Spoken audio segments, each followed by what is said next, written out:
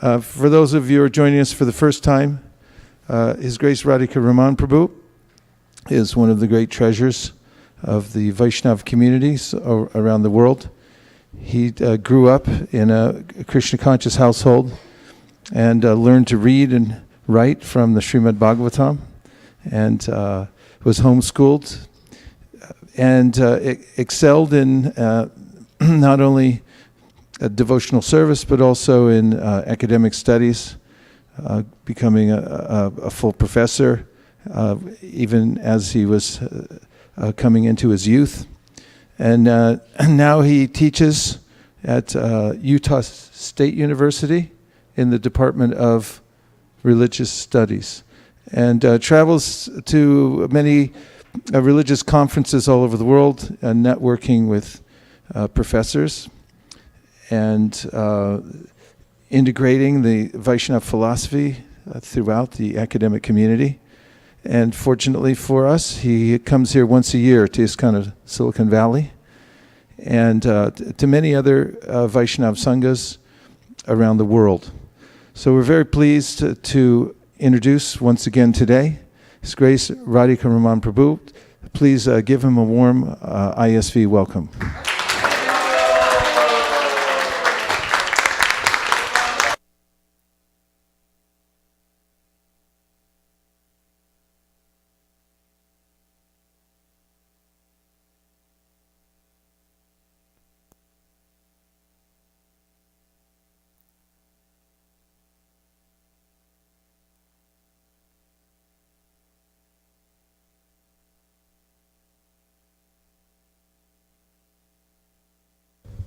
Thank you, everyone, for coming to the third and final part of the seminar, Sanskrit for Scriptural Study. And as we mentioned yesterday, Prabhupada has requested that in such seminars on Sanskrit pronunciation, he requested Pradyumna Prabhu to begin the seminar with Kirtan and end with Kirtan, so that we study Sanskrit in the right mood, a little bit of which we talked about yesterday as to why one would want to do this and in what mood we should pursue it. So, trying to follow his instructions, let's do a short Kirtan before we begin today. Oh, is there someone who could volunteer for Mridanga playing, please? Yes.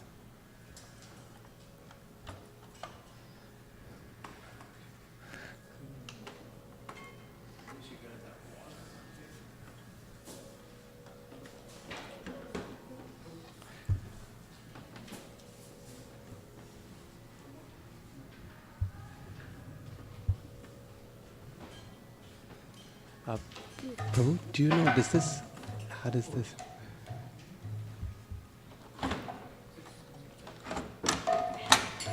There. Thank you.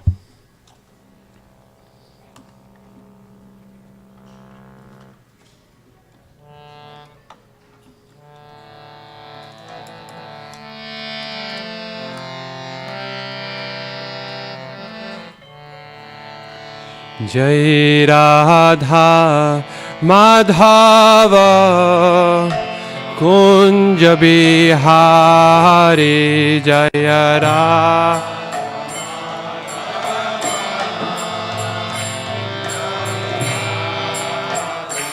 Jaya Radha Madhava Kunja Bihari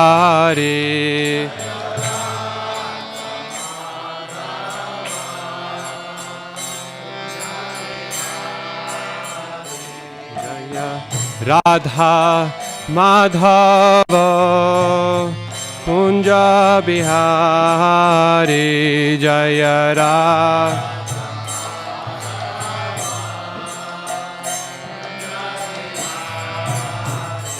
Jaya Gopi Jana Vallabha Giri Varadhari Jaya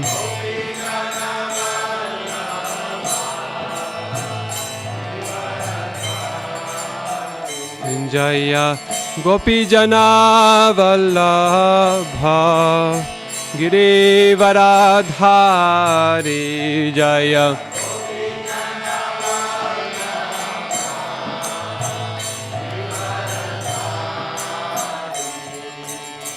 Jashoda Nandana Braja Janaranjana Jashoda Nandana Jashoda Nandana Braja Janaranjana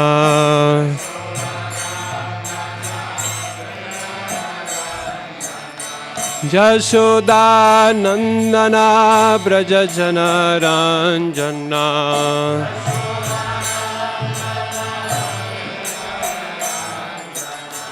Jashoda Nandana Braja Janaranjana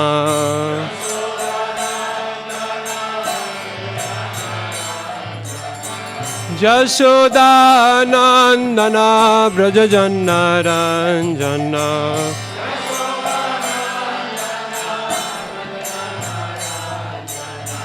Jashoda Nandana Braja Janaranjana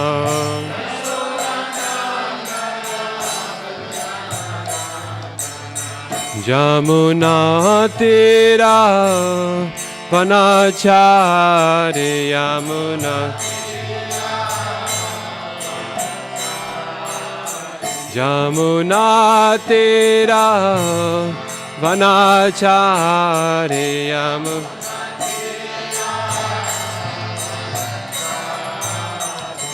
Jaya Radha Madhava Kunja Bihari Jaya Radha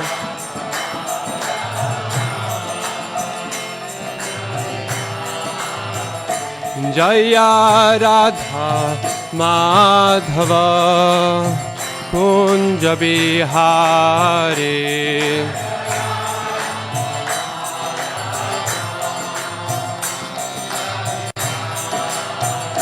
Jaya Gopi Janna Vallabha Girivaradhari Jaya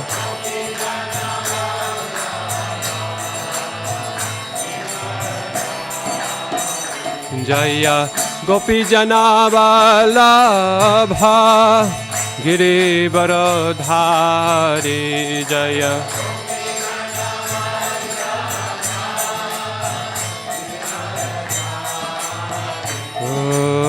Jashodanandana Braja Janaranjana Jashodanandana Jashodanandana Braja Janaranjana Jashodanandana Jashodanandana Braja Janaranjana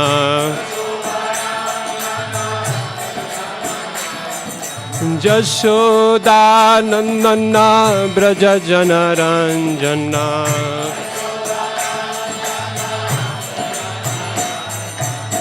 Jashodanandana Braja Janaranjana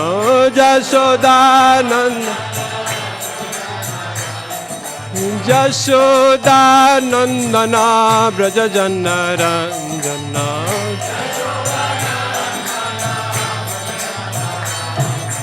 Yamuna Tira Vanachari Yamuna Tira Yamuna Tira Vanachari Yamuna Jaya Radha Madhava Kunja Bihari Jaya Radha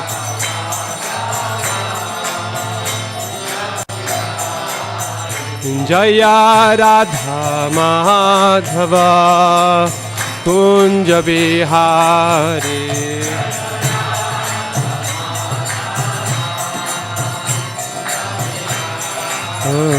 Jai Radha Madhava Kunja Bihari Jaya Radha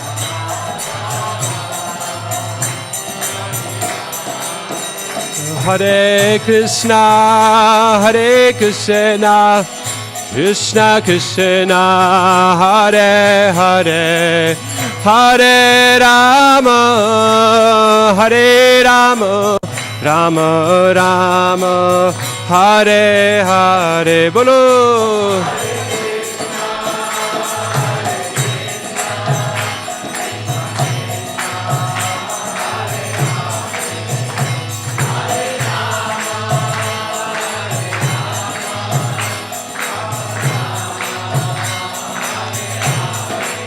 Hare Krishna, Hare Krishna, Krishna Krishna, Hare Hare, Hare Rama, Hare Rama, Rama Rama, Hare Hare. Gaurango.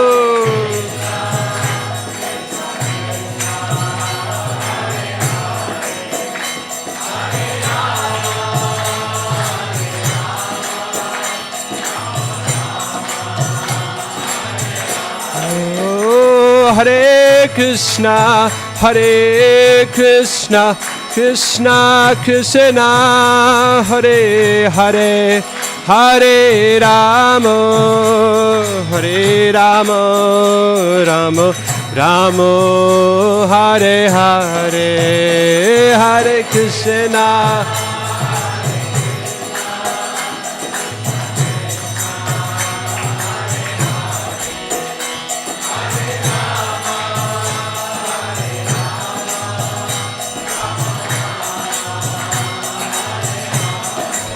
Jaya Jaya Prabhupada, Prabhupada, Prabhupada, Jai Prabhupada, Jai Prabhupada.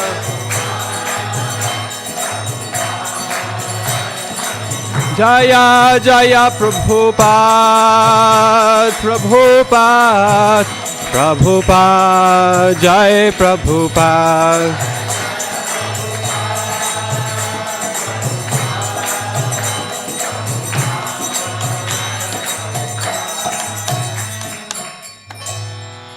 Srila Prabhupada ki jai, Granthra Srimad Bhagavatam ki jai, Samaveta Bhaktavinda ki jai, Nitai Gaur Premanandi Hari Hari Hari Bo. Om Jnanatimirandhasya Jnananjana Shalakaya Chakshurun Militam Jena Tasmai Shri Gurave Namaha. Thank you all again for coming here for the third part of the seminar today. It's really a privilege to be here with all of you each year, and thank you for sticking with me to the third part. Hopefully today you'll get some practical skills or hone those skills in terms of study of the or recitation of verses.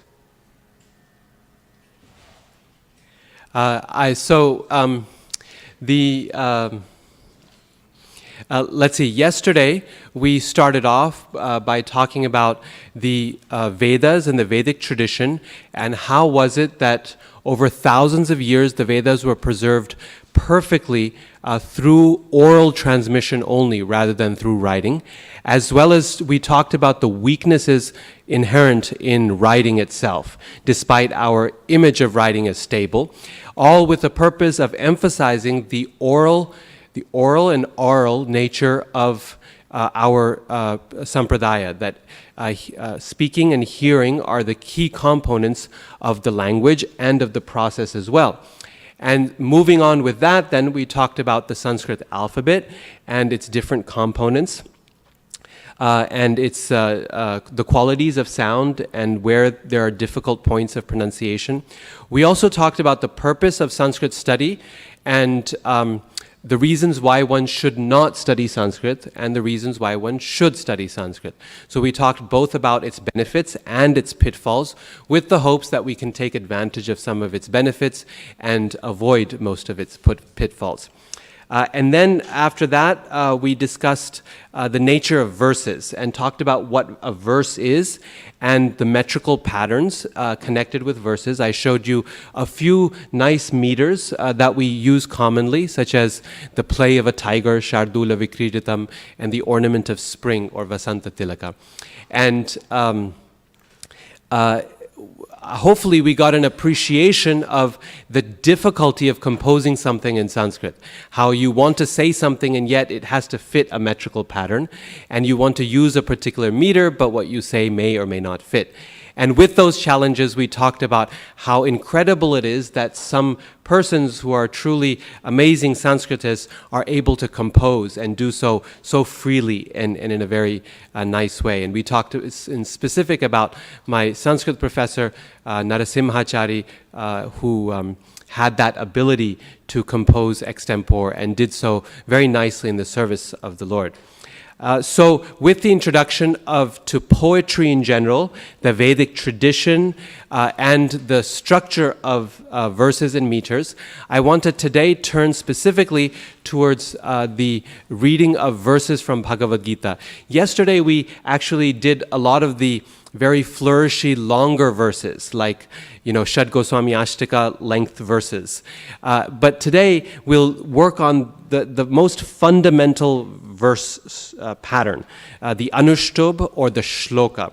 And the reason for that is because it is by far the largest number of verses are written in Anushtubh. Most of the Gita is in that short 4-line or 2-line, depending on how you write it, but that short length of verse, most of the Bhagavad Gita is written in it, most of the Srimad Bhagavatam as well, and most of Sanskrit literature. All of the Ramayana, all of the Mahabharata is written in those short verses as well. So it's by far the most important to know how to recite well. So actually, I think I'm missing.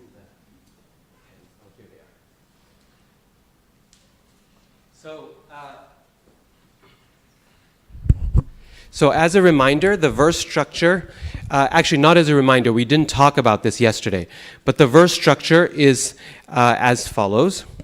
Let me...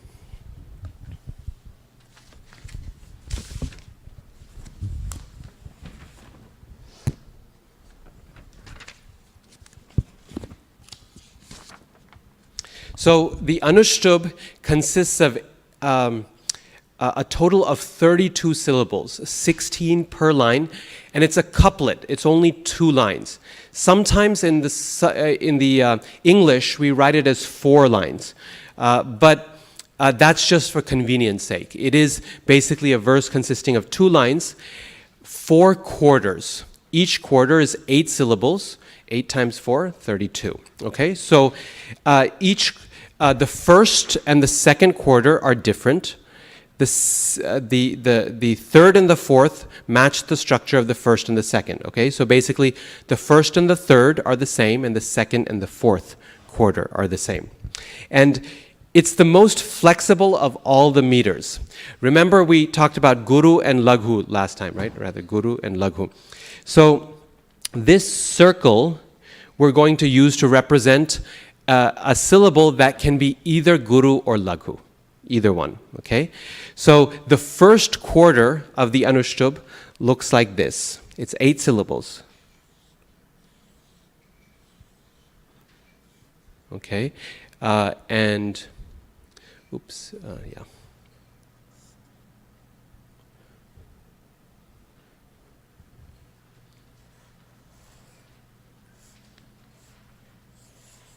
Okay, I should not have put that line there. The line should go at the end here, so apologies for that. But 1, 2, 3, 4 syllables completely open. Any pattern works.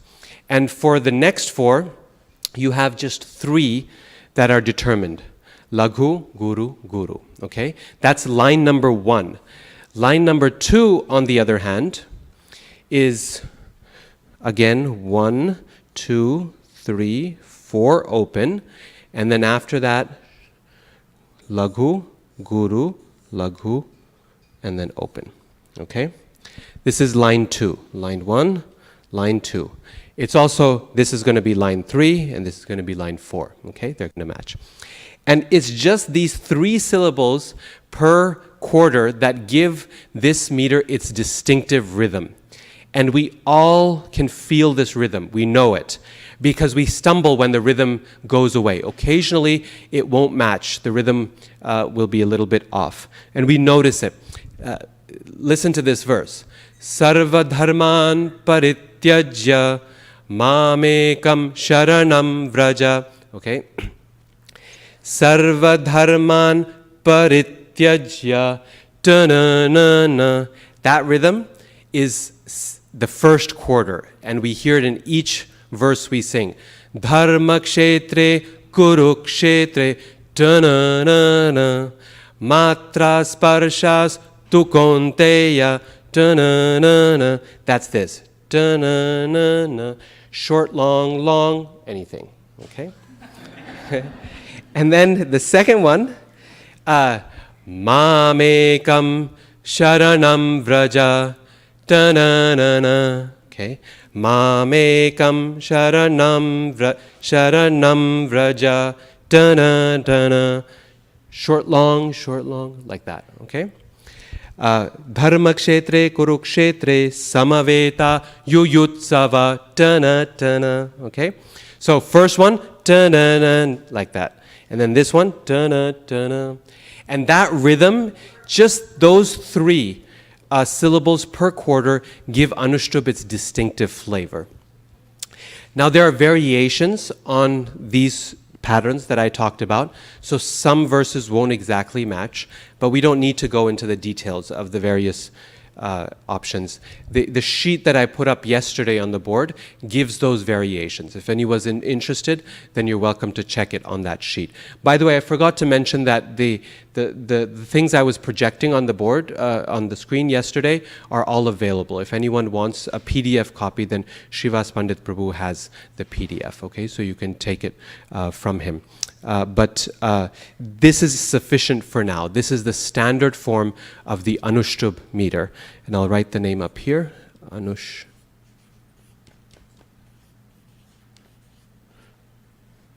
Okay, Anushtup. Anushtup. Or sometimes called just the shloka. When we say the word shloka, it's actually referring to this meter. Okay, technically the others aren't shlokas, but we use them. We use the word shloka broadly to mean verse, but this is the shloka, okay? And it's the first composition of Sanskrit verse happened in this meter. It was by Valmiki Muni when he wrote the Ramayana. That was the Adi Kavya, the first poem. And that's a whole nother story, but he composes the first verse, which is actually a curse, going back to our discussion yesterday, how important curses are.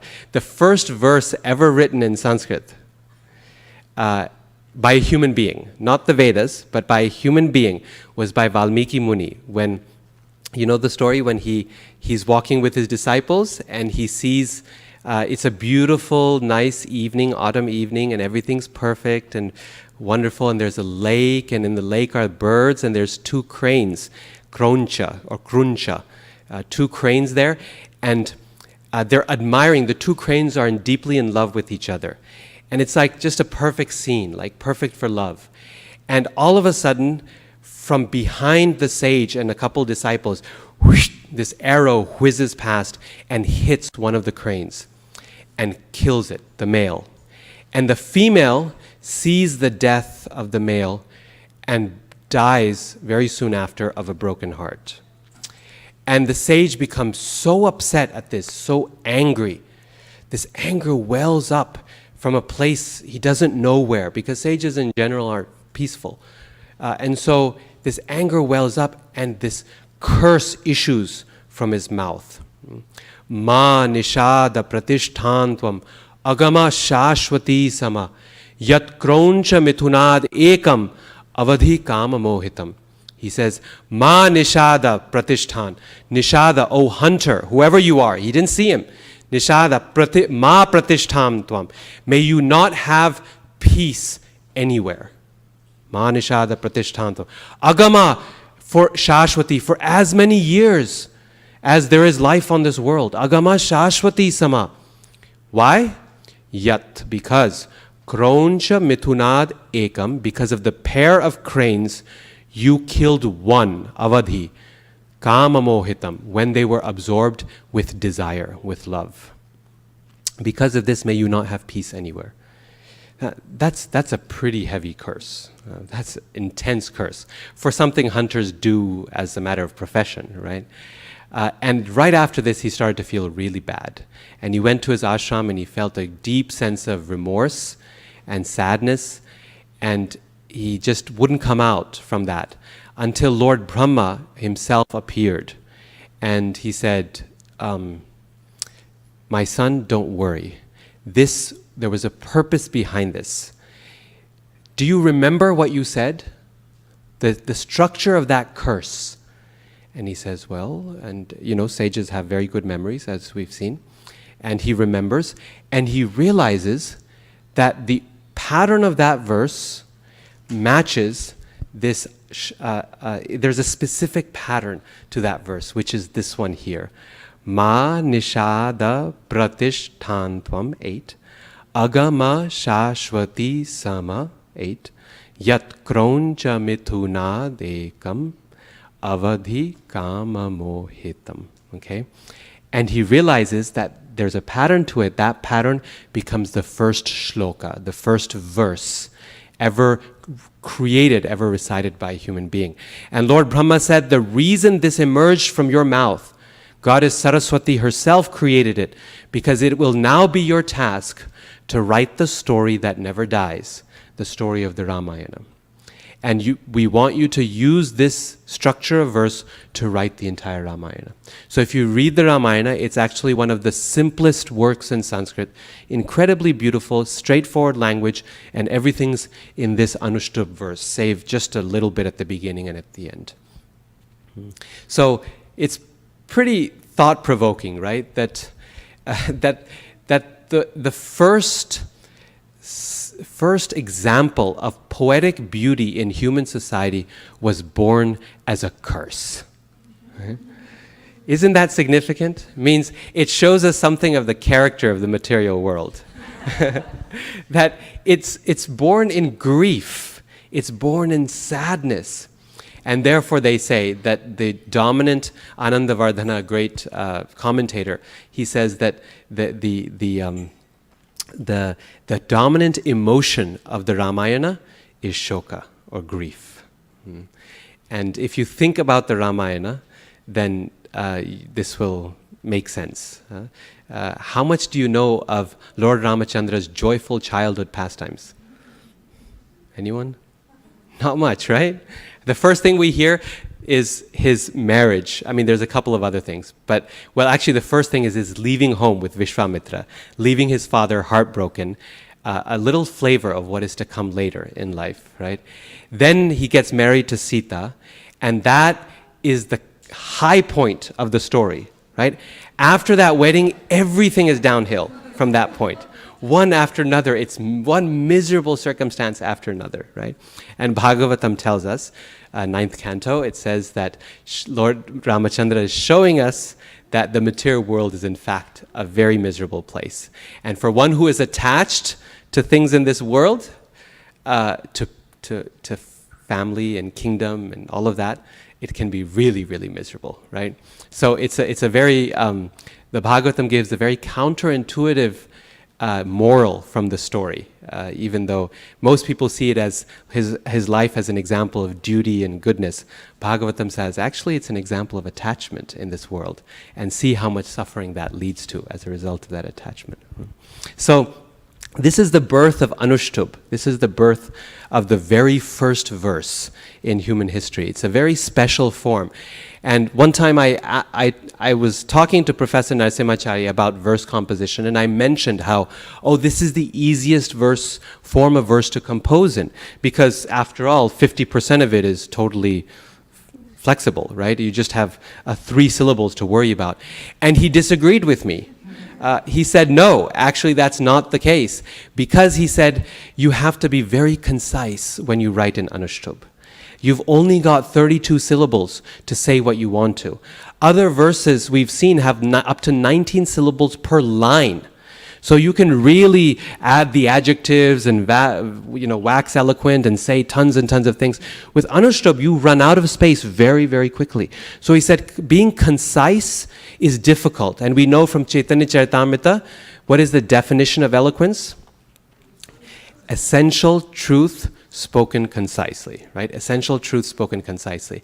The great poet Kalidasa, who I introduced you yesterday as an example of expertise in Sanskrit poetry, he wrote in Anushtubh. He wrote in Anushtubh meter. And his Sanskrit is so simple. It's so simple. No complicated grammatical forms. No complicated words that no one's ever heard about. It's simple. He's not trying to show off. And yet that is its beauty, right? That is its beauty. His upama, his metaphors, his analogies are gorgeous. They're so nice, right? So, in other words, the humble Anushtubh should not be discounted. That's the point. That the longer meters are very beautiful and they're flourishing. We enjoy singing them. But we should not discount the beauty and the power and the eloquence of the short 32-syllable Anushtubh verse. Okay? So on that note then, we should turn to Bhagavad Gita, and what we can do is move in across in lines, and each person can lead us in reciting one verse. Okay, so you read one line, whoever's turn it is, and we all repeat after you, and I will occasionally interrupt to give suggestions about the pronunciation, unless, of course, your pronunciation is perfect. Is there a copy of Bhagavad Gita I could borrow? Yes, but if there's one for me, that would be helpful. Yes. Okay, thank you. So yeah, we could project, I guess, chapter 9, verse 1. We'll start with that. And I'll begin with a few verses, and then we can take turns.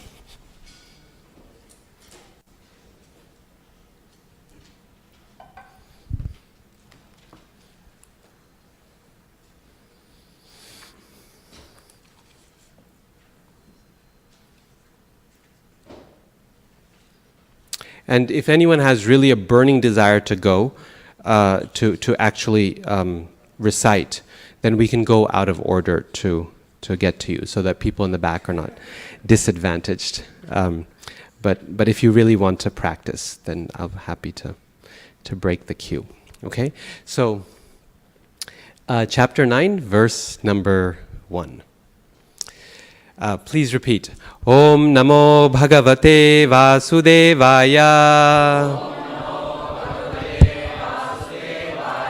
Om Namo Bhagavate Vasudevaya.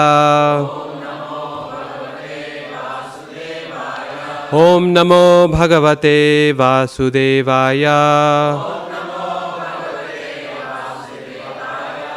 Shri Bhagavanu Vacha. Idam tute guh... Oh, let's do a different melody. Idam tute guhyatamam. Pravaksham yanasuyave. Jnanam vijnana sahitam. Yajgnatva mokshase shubhat. So a couple of things to note here. First of all, this pravaksham yanasuyave. Too often we succumb to the tendency of pronouncing that Y at the end of pravaksham as an E sound. Pravakshami anasuyave. But the problem with that is that, number one, that it used to be an I. And what adds to the confusion is if you look at the word for word, then you'll see it's pravakshami with an I at the end of the word. That it used to be an I, but as a result of something called sandhi, that is the combination of words, because the next word begins with an A, it turned into a Y. And now we have to pronounce it as a Y, as a ya sound.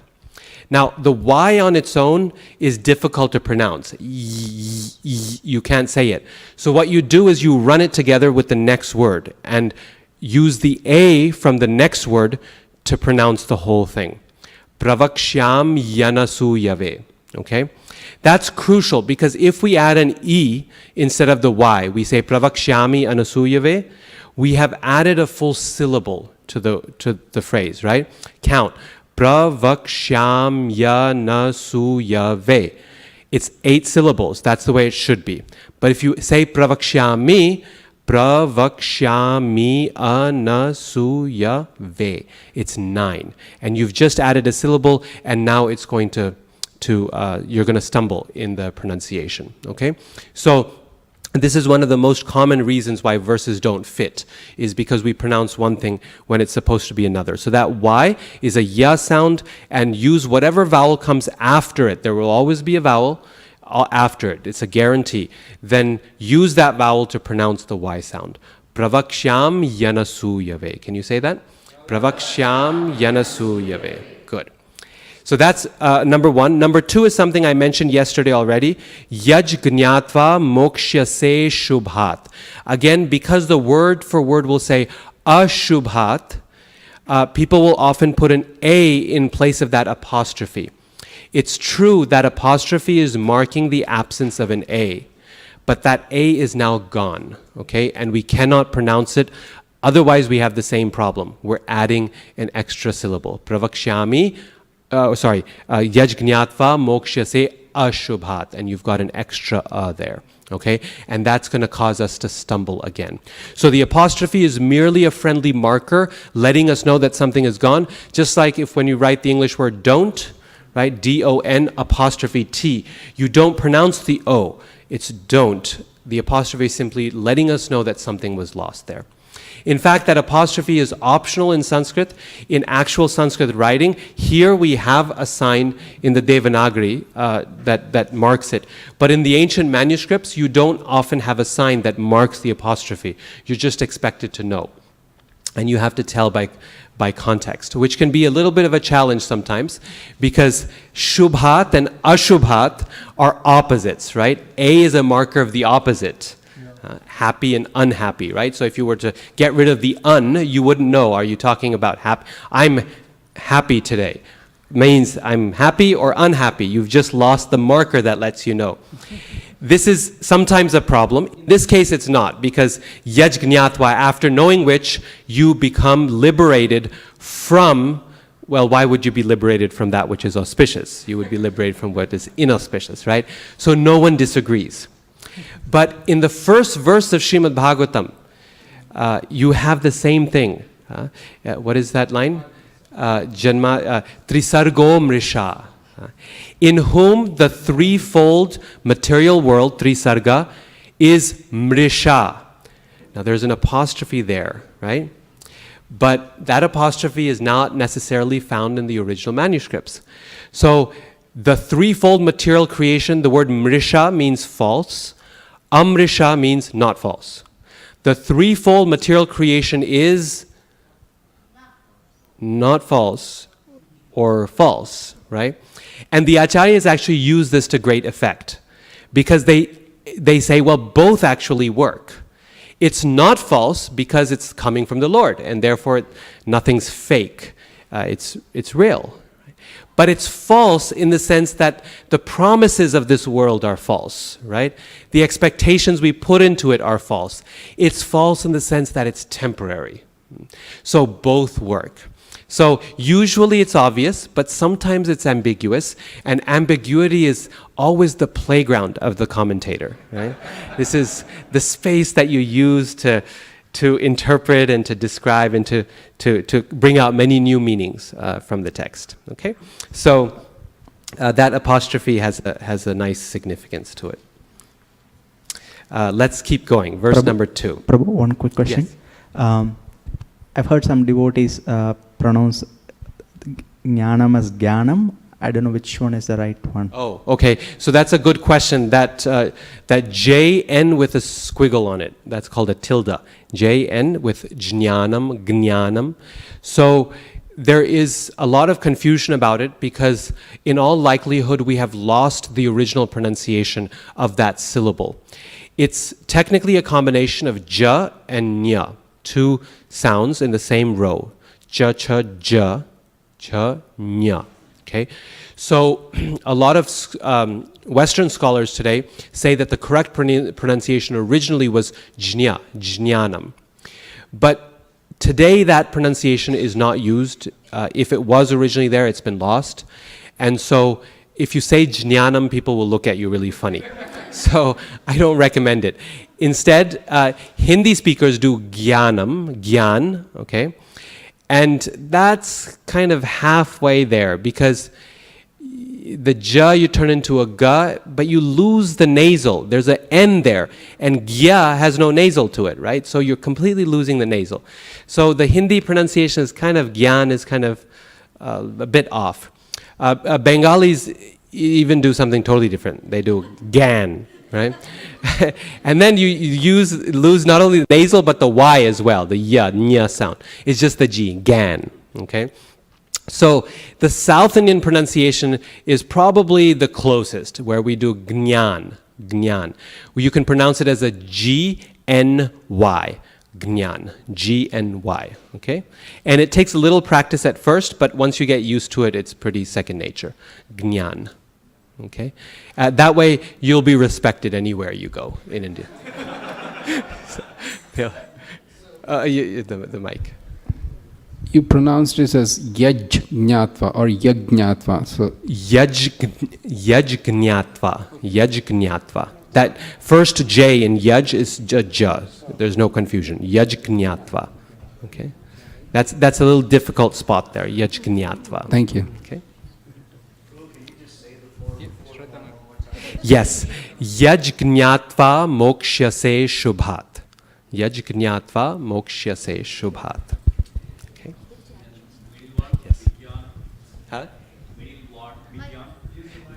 I'll repeat here. The middle one, vignan, vignan. Gnanam vignana sahitam. So this is really good practice for that gnya sound. Gnanam vignana sahitam. Okay? Vignan. Prabhuji, I had a question on the line before where you had the Y, the MY and the Anasuya way. So the Y was getting added to the Anasuya. So when we look at the Sanskrit script on that, then the M is a half M. Yeah. So does that get merged with the Y? Like yes. Pravaksham Anasuya, is that also not right? No. So Pravaksham Yanasuyave. Yes, or you can say Pravaksham Yanasuyave. It's the space between the Y and the A in Pravaksham Yanasuyave is there just for our convenience in the English. If you look up in the Sanskrit, even if you can't read those letters, but the last word has no space in the middle. Pravaksham Yanasuyave. It's all run together. Word, yeah. Okay? So in the Sanskrit, there's no space there. In fact, Sanskrit writing has no spaces, period. Spaces are introduced very recently to help us break things up. But if you look at writing even 100 years ago in manuscripts, the Goswamis in their writing are not using spaces anywhere. Everything just runs together. And you have to know where to divide things up. You can do this in English sometime. Whatever you're reading on a computer, just remove all the spaces and see if you can read. You can still do it if you're an English speaker. You can still do it pretty well. Okay? Yes.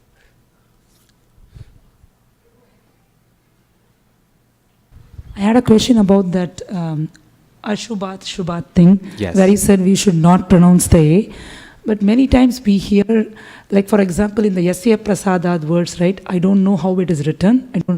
But then we hear that A specifically pronounced in the second line. Yes. So I thought that was said to convey the meaning. Yes. So is that like, here as you said, people have to interpret the meaning in the context. Yes. The word alone doesn't have to say the negation. Well, the negation is always there, but it's been lost, it's been hidden because of Sandhi rules. If you're explaining the verse, then you can moksha say ashubhat, you can add the a. But when you're reciting the verse, then you have to stick with the rhythm of the verse. So the example you gave is a very good one. It's not exactly the same thing, but yasya prasadad bhagavat prasado, yasya prasadan nagati kotopi. So this is an example of what I was saying yesterday, how long and short vowels make a world of difference. Yasya prasadad, out of the mercy of the spiritual master, bhagavat prasada, you get Krishna's mercy. But yasya prasadan, the long A signifies the negation of prasada. With the lack of his mercy, there's nagati, there's no hope whatsoever. Okay? Yasya prasadan. Now, it's a long A, but we still shouldn't break it up. Yasya aprasadan nagati katopi, because then in the singing, you've lost the rhythm. You've added an extra syllable. Does that make sense? When we explain it, you can divide it up. Sandhi is always, you can get rid of it when you're explaining, but not in the verse itself, because it's crucial to keep the rhythm going. Okay, so let's keep moving here, because there's more things to come. Verse number 2. Please repeat. Raja Vidya Raja Guhyam Pavitram Idamuttamam Pratyakshaavagamam Dharmyam Susukham Kartumavyayam. One more. Long purport. Ashraddadhana Purusha Dharmasyasya Parantapa Aprapya Mam Nivartante Mrityu Samsara Vartmani. Yes. So I had a question on the second, Prabhu, the second verse. So, like M with a dot, like bindu on the top. So pratyaksha vagamam. How is the pronunciation different than kartum, which has only the M at the end? Yes. So that's a good question. What's the difference between the M and the M with a dot?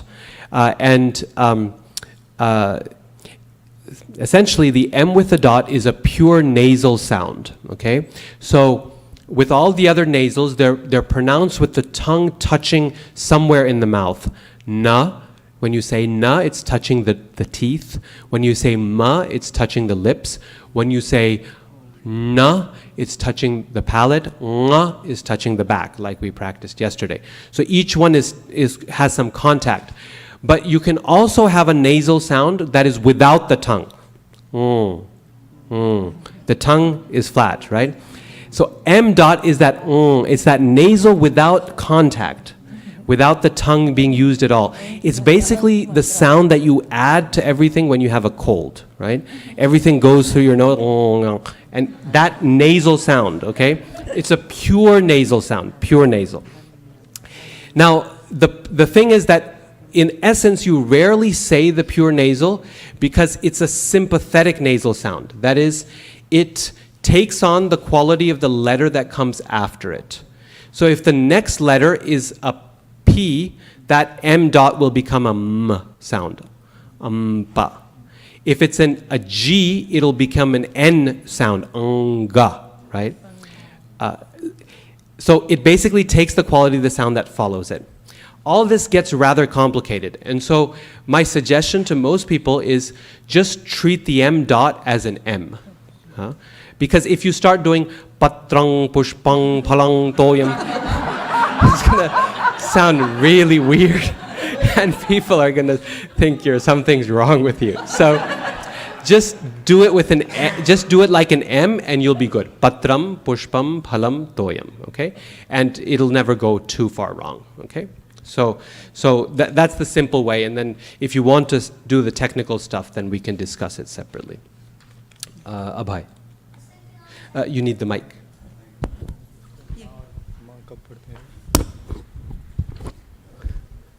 On the second verse, it says guyam. How do you know if you have to pronounce the H or not? You always have to pronounce the H. So this is an important point. In Sanskrit, there are no silent letters. There are no letters with no value. Everything needs to be pronounced. If it's 2 letters, you need double the time on it, if it's a double letter. So like, mattaha parataram nanyat, right? So M-A-T-T-A is the first word, A-H. Mattaha parataram nanyat. So it's a double T. So you can't do matta parataram nanyat. Matta would be wrong because that's 1 T. 2 T's, twice as much time. Matta Mutta parataram nanyat. Okay? No silent, empty, free letters in Sanskrit. You've got, so Happy in Sanskrit would be happy, right? Not happy. That would be pronouncing one P only. Happy, right? Okay? So guhya, the H has to be pronounced. Guhya. Guhya. Okay? Guhya. So the H is there. Otherwise it would just be guya. Okay? Guhya. Okay? Good. There. So in some verses we see H and a dot below that. Yes. So if it is at the end of the line, everyone says aha. Uh-huh. But in the middle of the thing, most of them don't do that. Yes. So what is the right way for that? Okay, perfect, because your question anticipates verse number 4. Actually, it's there in 3 as well. So let's do verse 4, though. It has another example of the same thing.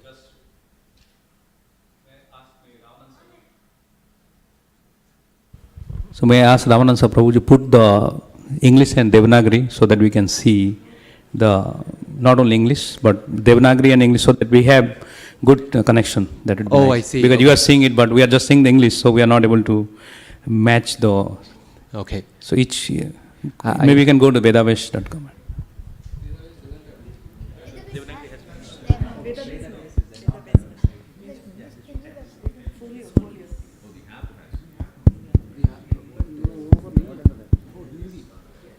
Haribol. Oh, okay. Oh, good point.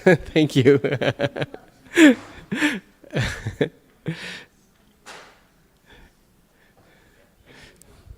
Okay.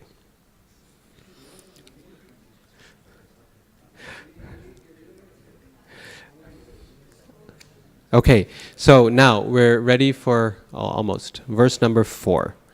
Okay. Here we go. Okay, so those who want to read Devanagari are welcome to do that. There's the Roman as well. Please repeat. Maya tatamidam sarvam Jagadavyaktamurtina Matsthani sarvabhutani Nachaham teshvavastitaha. Let's do that first line again. Maya tatamidam sarvam. Okay, so the first time we did it, a lot of people paused after tatam. Maya tatam idam sarvam, right? But that pause is not necessary. In fact, it changes the value of the M there, because it's all short sounds. Remember we did laghu and guru? So it's all short sounds. Ta, ta, me, dam. It's all ta, ta, me. All short. So you don't have to pause, you don't have to wait. Maya tatamedam sarvam. One of the most important things that we can do in good pronunciation is to keep short vowels short. If you do maya tatam idam sar, you're lengthening a sound that is not lengthened, okay? And exaggerate the long vowels. If the difference between long and short is clear, that's 50% of your battle in terms of getting the verse to go in good rhythm. Half the time when we stumble over a verse, it's usually because we've taken a short vowel and turned it long, or turned a long vowel and made it short. Essentially, we're pausing longer where we should not pause, or we're not pausing where we should be pausing, okay? So it's maya tatamedam sarvam, okay? Tatamedam. It just goes quickly in a row, okay? That's first point. The second point, so we still have to answer this one question we had, but I just want to point out before that, nachaham teshvavastitaha, right? So now here again we find that V, teshvavastitaha. That's not a U, teshu avastitaha, because if you say teshu, you're adding a syllable, okay? It used to be teshu, but it's not teshu anymore. Tesh, va, and then use the vowel that comes after it. Tesh vavastitaha. Okay, those who can read Devanagari, if you look at the Devanagari, it's tesh va vastetaha. There's no u there at all. Thank you. Okay, tesh va vastetaha. Now, to answer the question we just had, in terms of that last letter, aha, that's an H with a dot underneath it. That's called a visarga. The word visarga, H with a dot, or in the Devanagari, 2 dots, is the word visarga. Visarga means to flow out. Surge means to flow, and vi means out, to flow out. It's essentially the sound you make when you breathe out. Okay, it's that sound. And therefore, the throat isn't used. It's not h with the throat here. It's just it's essentially a very soft aspiration, soft H sound, without the throat being used. So all you have to do is tesh vavasteta. That's it. Tesh vavasteta. If you like, at the end, people often echo it. Tesh vavastetaha, like I did. They see the H dot and you can echo it. Aha. Krishnaha. Ishvara parama Krishnaha. But you should only echo if that H is at the end of a line, not otherwise. Otherwise, you're going to add another syllable. Aha, right? Aha, 2 syllables. And it's just one. Ha. Okay? Teshvavastita. That's it. You never have to echo it. Here you can echo it because it's the last letter. So you can say Teshvavastitaha if you want. But if it's in the middle, don't echo it. Okay? So Ishvara Parama Krishna. Not Ishwaraha Paramaha Krishnaha. Right? You're adding too many syllables. In that case, you can feel the rhythm goes bad, right? Ishwaraha Paramaha Krishnaha. It's too much. Okay? So don't echo except at the end of a line. And even then, if you don't feel like echoing, no need to do it. It's just a very light sound. That's it. Yes, Prabhu. So, I have 2 questions. One question and one comment is regarding the comparisons between the Devanagari and English, just like one word, the tatamidam. So, if you don't follow the Devanagari and just the English, then definitely we'll pronounce as a 2 word, tatam and idam. But if you just see the one in the Devanagari, then you can definitely read tatamidam. Yes. Now the thing is that, of course, not everyone can read the Devanagari, but even if you can't, for the purposes of pronunciation, pretend like spaces don't exist. Okay? Because they really don't. There's no value to spaces in Sanskrit.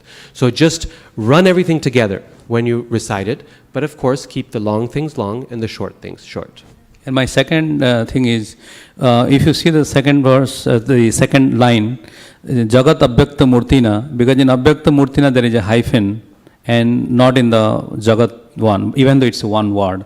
So what's the reason? Okay, so good question. Sometimes there's a little hyphen there, a dash, and other times there isn't. The dash, again, is not present in the Sanskrit. It's only in the English, meant to help divide up a word. The dash is signifying to us that there's 2 words that have become one word through a compound. Like the English word basketball, right? Basket and ball are 2 words, but instead of running them together, because if you suppose you didn't know how to read English, it would be helpful if you could see that it was 2 words. So it would be like someone adding a dash, basket dash ball, to help you distinguish that there's 2 words here. So because the Roman, the English letters are by default written for people who may not know Sanskrit, therefore dashes are added for the sake of helping us break up the word, to read it easier, but there is no dash. It's again 1 word. It's technically all run together. Okay, so spaces, dashes, for the sake of pronunciation, have no value at all. They're only for ease of pronunciation, and indeed a lot of people, when they write Sanskrit, even in the Roman, just get rid of the dashes. Okay. Who else? Yes. So regarding the aha, when it comes, I've heard a few rules that say if it comes before a P, it should be like off, kind of like Ishvara. Like, what is the final, I guess, conclusive statement on what consonant comes after the aha? Yeah, so people modify the aha in many different ways. When we say Narasingha, Then they modify the M dot into a G, Narasinga, as well. So people do modifications, but there should be no modifications. It's just sound, okay? So dukkha, like that. So you just pronounce it as a gentle H sound coming out. On that specific example of the F sound, there is no F sound in Sanskrit. Notice in the alphabet yesterday, there's no fa. So sometimes Hindi speakers from North India will say phal for fruit, and there's no fa, okay? That fa is added later on as a result of other languages like Urdu and Persian and things like that. There's no fa sound in Sanskrit, there's no z sound, no z either, okay? Those sounds don't exist. Thank you.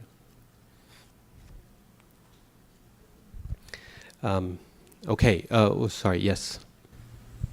Prabhuji, here we are seeing a hyphen which is used as a kind of space between matstani, right? And yesterday we saw in some verses where there is a semicolon which is used as a delimiter. So is there any difference between using a hyphen and a semicolon? Yeah, semicolon is used very rarely in that specific case to describe meters. It's not used in verses at all. It's just a matter of convention. Sanskrit has no punctuation marks. Except in later Sanskrit you have the danda, the straight line that you see at the end of the Devanagari to mark the end of a verse. A double line to mark the end of a verse, a single line to mark the end of a half verse. This was introduced recently, that is 500-600 years ago, into Sanskrit. Otherwise, Sanskrit has no punctuation marks whatsoever. Any punctuation marks, commas, semicolons, hyphens, spaces, all of that is added by us out of convention, and different people have different conventions, okay? The visarga at the end of a line, we can echo it. Is that end of a line or end of a quarter? End of a half verse. Half verse, yeah. Okay. Not even at the end of a quarter. Okay, at the end of a line, in Sanskrit, this Anushtubh has 2 lines, so only at the end of half verse, basically. If you've got a verse with 4 lines, like the others we saw yesterday, you can echo it at the end of each of the 4 lines, but only at the end of a line of the Sanskrit, not the English. Thank you. Yeah, in the back. Oh, okay. Yes. You said there's no F. What about PH? Phalam, matam. So it's pa. Yes, PH is pa. So just a P, but more air to it. Phalam. Okay. Yes.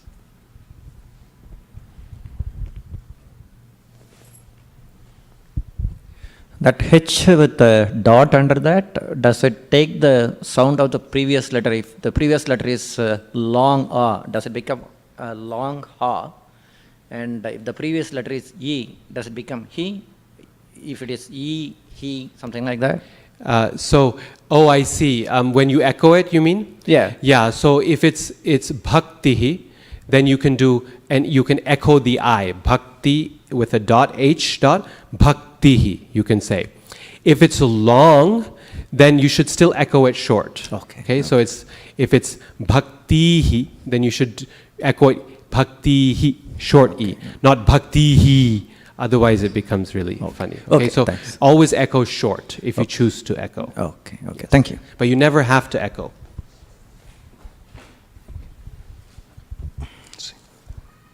Hare Krishna Prabhu. So Prabhuji asked a question about the dash, Matsthani and Jagad Avyakt Murtina.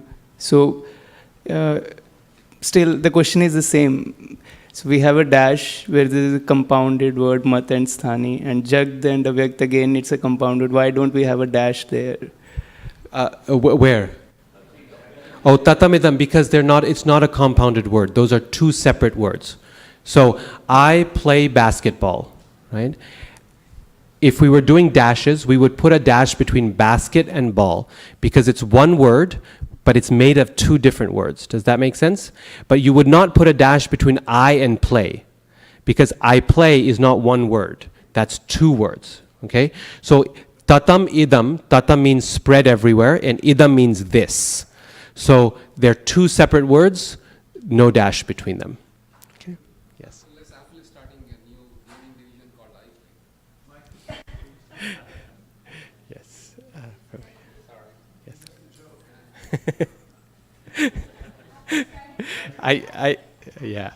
I didn't get the joke.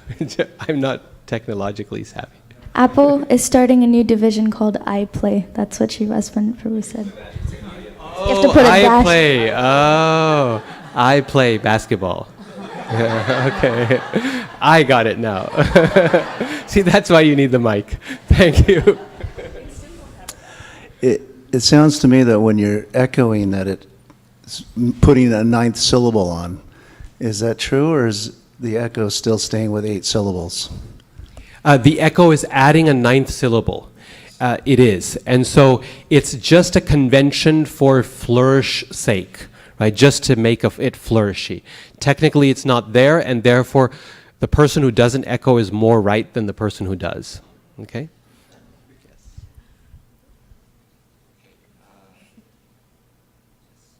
One last question, then we should move on.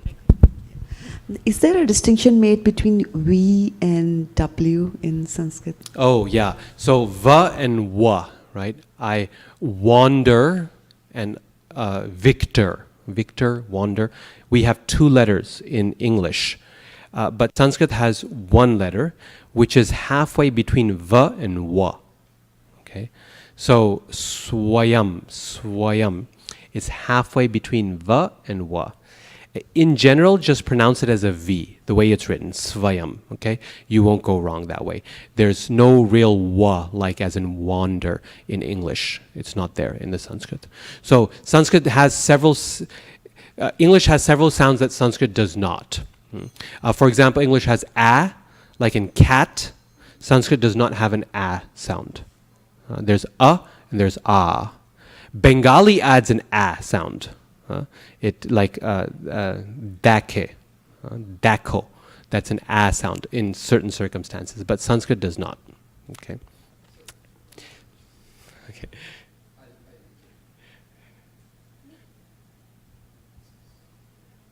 In our earlier editions of Srimad Bhagavatam, we had W instead of V. So still we don't know which one. There's no perfect substitution, I guess. No, there's no perfect substitution. So best just to pronounce it as a V because it's slightly closer to the truth. Svayam rather than swayam. So, but people use both. The standard in scholarship is a V, so that's why BBT publishes with a V. Yes. Okay. Let's keep going. Let's see, we were on verse number 5. Yes, so verse 5. Actually, I think this is a good time. I've done 4 verses. Let's now start moving around. Would you like to begin? And we can go across the row here.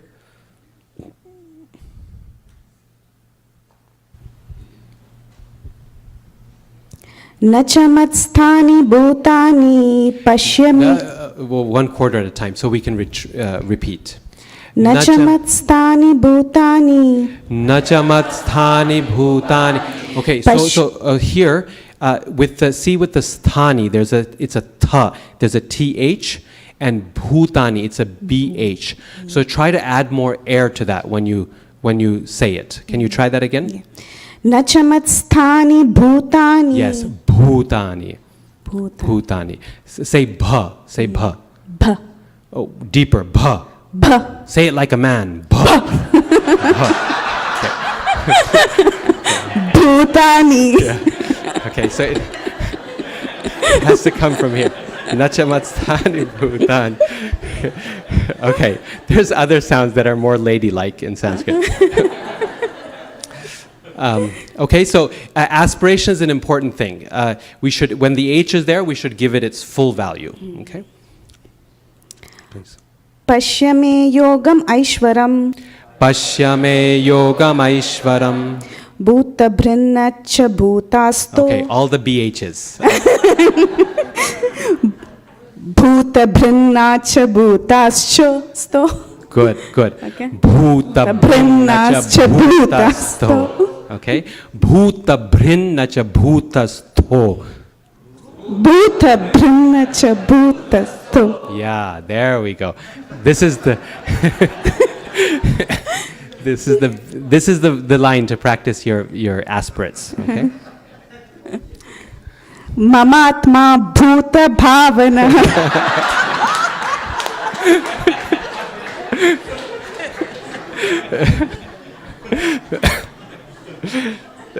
So, Mamatma bhuta bhavana. Okay, good, very nice, thank you.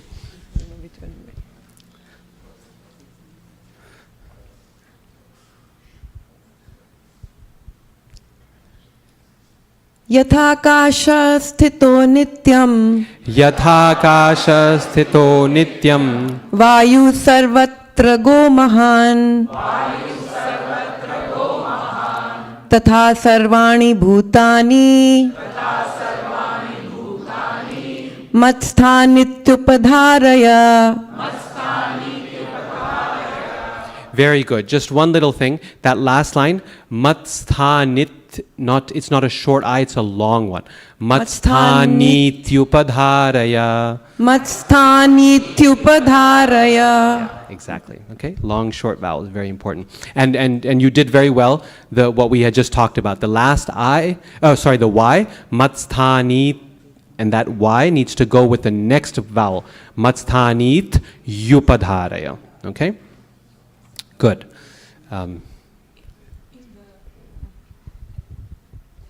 In the second line, that H was silent, right? Like Vayu. Not silent. Do we spell it? Or just very light. Where did it go? I lost it here.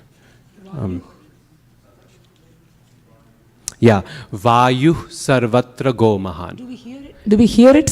I felt like we did not hear it. Yeah, so you can do a little bit more. Vayu sarvatra go mahan. Okay. The key thing is actually the pause there. Instead of Vayu sarvatra go mahan, Vayu sarvatra go mahan. A little bit more of a pause. Okay. Go sarvatra go mahan.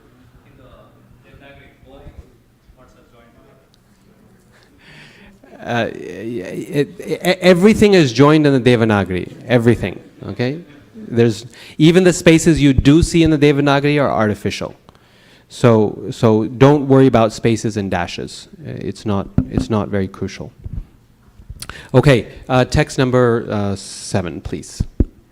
Sarvabhutani kaunteya. Sarvabhutani kaunteya. Prakritim yanti mamikam. Prakritim yanti mamikam. Kalpakshaye punastani. Kalpakshaye punastani. Kalpado visrajam yaham. Kalpado visrajam yaham. Okay, very nice, very well done. That last word, visrajam yaham, that one can stumble a lot of people. It's visrajam.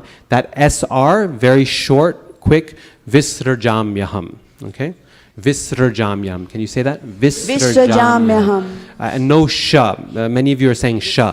Visrajam yaham. Visrajam yaham. Yeah. Okay. Good. Verse number 8.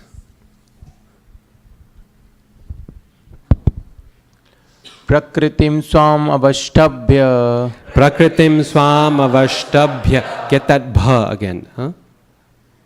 Visrajami puna puna. Again, should I do the first one? Yes, please.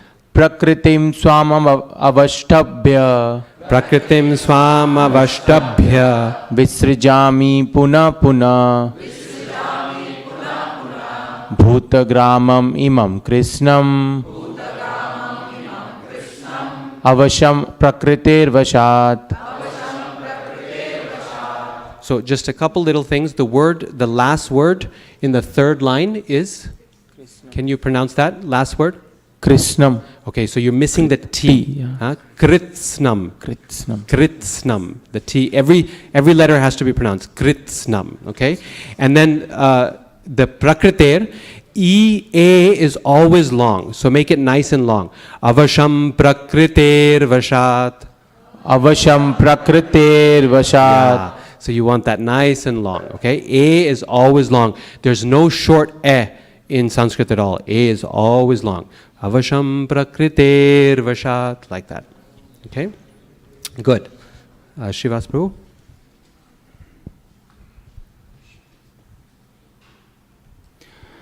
न च मां तानि कर्माणि निबध्नन्ति Dhananjay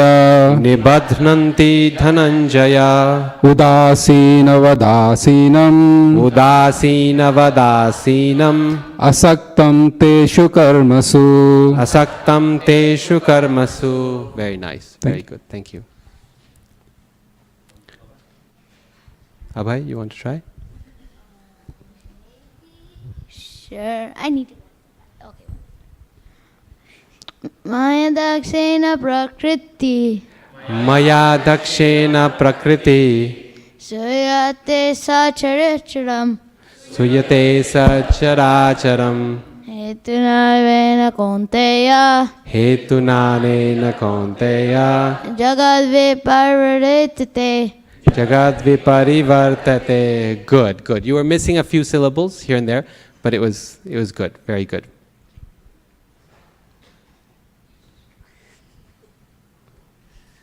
avajananti mamudha manushim tanum ashritam param bhavam ajananto mama bhuta maheshwaram.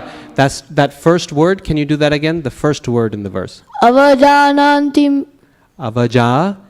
avajananti. Yes, good. Now, avajananti, okay, not avajanati. Avajananti mamudha.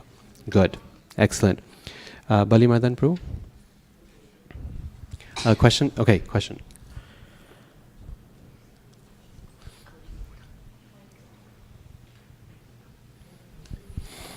Param bhavam ajananto mama bhuta mahesh. No, where is that one? This one only. Yeah, param bhavam ajananto. There we are separately pronouncing, but it's actually we are adding one more syllable. So it should be param bhavam ajananto. Yes, you can run it together. Param bhavam ajananto. Yes. Or both are correct, like adding a. Technically, the pause should not be there after bhavam. So param bhavam ajananto. No extra pauses. Yes. Yep. Okay. So let's do a couple more, and then we'll have just an hour left. So I want to go through a couple more things before we. Basically, there's no real way to teach you to do everything here. The idea, hopefully, what I'm hoping is that through this you'll get some tools to practice on your own, or better yet, with a partner, and to notice when you're making a mistake. Or even if you can't notice when you're making a mistake, at least notice when the other person is making a mistake. Because it's usually much easier to see faults in others than oneself. So work with a partner and have them point out your mistakes, and you should point out their mistakes, and they should point out your mistakes, and then afterwards you should do vanchakalpatrubhischa to beg for forgiveness after you do that. So I have to do that after this course because I've spent my whole hour fault finding here. So okay. Moghasha mogha karmano mogha jnana vichetasaha rakshasim asurim chaiva prakritim mohinim shritaha. Your melody and your voice is really beautiful. Thank you.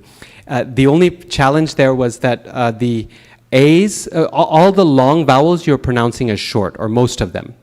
So the first word, moghasha, even though that A is at the end, it needs to be long. So we can't do moghasha mogha karmano. That A in the last A in moghasha is full long. Same thing, mogha jnana vichetasa, long A, not mogha jnana vichetasa, because that would be cutting off the last A. Same thing, next line, not rakshasim asurim chaiva, but rather rakshasim asurim chaiva, prakritim mohinim shrita, long. Okay? So can we try it once more time, this time with all the long vowels long? Moghasha mogha karmano. There. Moghasha mogha karmano. Mogha jnana vichetasah. Mogha jnana vichetasah. Rakshashim ashurim. Short A. Rakshasim, long I. Rakshashim. Yes. Asurim chaiva. Rakshasim asurim chaiva. Prakritim mohinim sritaha. Prakritim mohinim shrita. Good. Okay. Now, notice Prabhu was doing sha and sa interchangeably. You heard? So this is a very natural thing for those who speak Bengali or Oriya. The sa and sha is mixed up. In fact, there's only sha except in very specific circumstances. So, for example, Srila Prabhupada used to say prasad, right? Prasadam. This is why we say prasadam, even though the word is prasad in Sanskrit. But sa and sha are interchangeable in Bengali. And in fact, Bengali has numerous quirks in the way it pronounces Sanskrit, which are very different to other Indian languages and very sweet in their own right. So one thing that Bengali does, for example, is it gets rid of conjunct consonants. That is, when 2 or 3 consonants come together, then Bengali is a very soft and very flowing language. It just runs very nicely. And anytime you have to work hard to say something, Bengali says, not worth it. So, therefore, when they say parikshit, right? Ka and sha, ksha. That's a double consonant and it's difficult to say. So instead we get rid of the sha, parikit. Parikit. Yeah, you've heard Prabhupada say parikit, Maharaj Parikit or Khatriya. Yeah? Or Maharaj Ikkaku, Ikshvaku, you have ka, sha, and va. That's 3 times the work, right? Ka, sha, va. So let's just get rid of the sha and the va. Maharaj Ikkaku. Lokhinarayan. Lokhinarayan. Instead of Lakshmi, sha, ma, get rid of that. Lokhinarayan. Okay? So,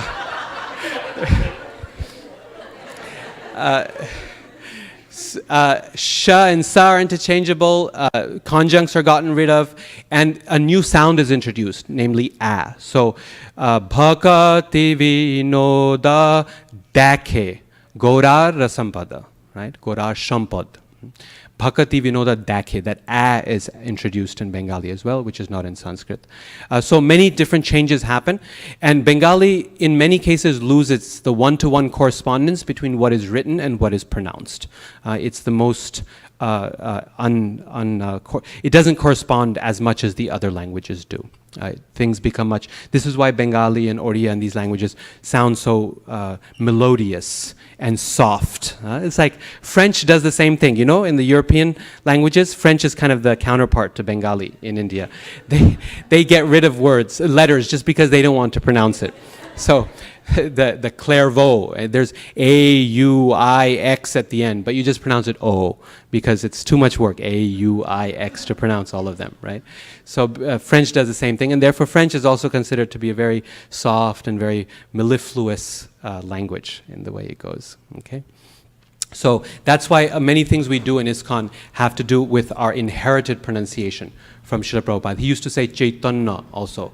Chaitanya, and you see many disciples of Srila Prabhupada saying Chaitanya like that. So you have local variations in pronunciation because you're a Hindi speaker, Bengali speaker, or South Indian speaker, and each one they add their specific variations.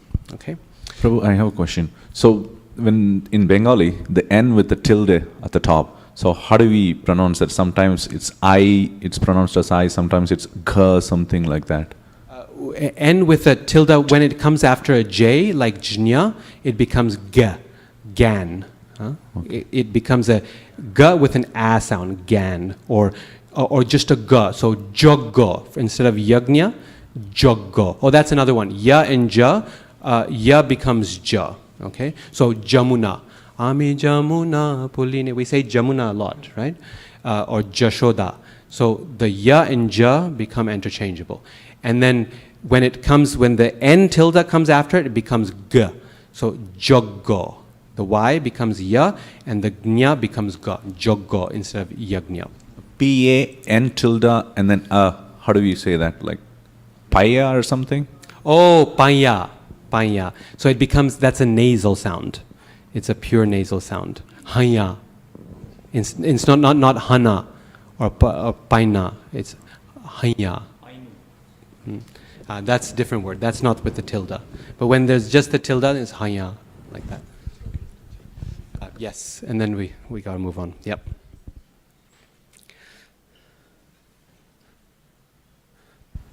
Hare Krishna, Prabhu. So in Guru Puja, should we use chakhu or chakshu? Chakshudan dilo. Since Bengalis may say it as chakhu. Yes. So technically, a Bengali song we should pronounce like Bengalis. Now the thing is that that would take a whole nother seminar to teach Bengali pronunciation. So whatever we have, chakhudan diloje, it's even written, I think, in the songbook as ka rather than chak. Well, I don't know. They used to write, but chakhudan diloje, that's chakshu, but again the ksha becomes ka. There are many other such things also. The thing is that when we know something is standard in Bengali, go ahead and do it. But we should not artificially try to sound like Bengalis, because then we mess it up, right? So sometimes we do I talked about this yesterday also, right? When we make everything nice and rounded in order to sound like Bengalis, but it messes things up. For example, you often in Bengali and in Hindi, you drop the final A at the end of words, like Govind and, Ram, yeah?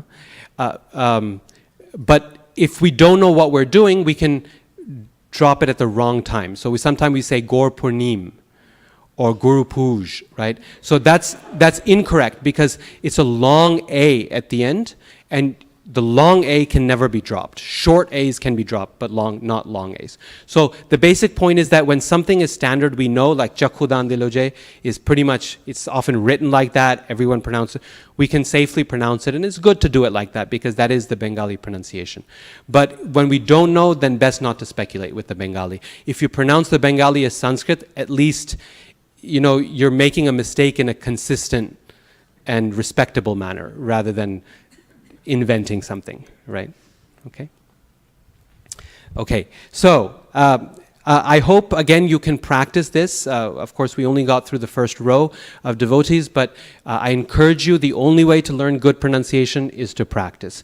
I can give you hours and hours of theory, it doesn't make a difference. So the theory is good, use that, sit together in pairs or 3 people or a group of people, go around, recite verses, start with Gita, then move to Bhagavatam. In Bhagavatam, even the Anushtup verses have more difficult words to pronounce. They're more challenging than Bhagavad Gita because the grammar is more difficult. So move from Gita to Bhagavatam, then move to the longer verses and practice those.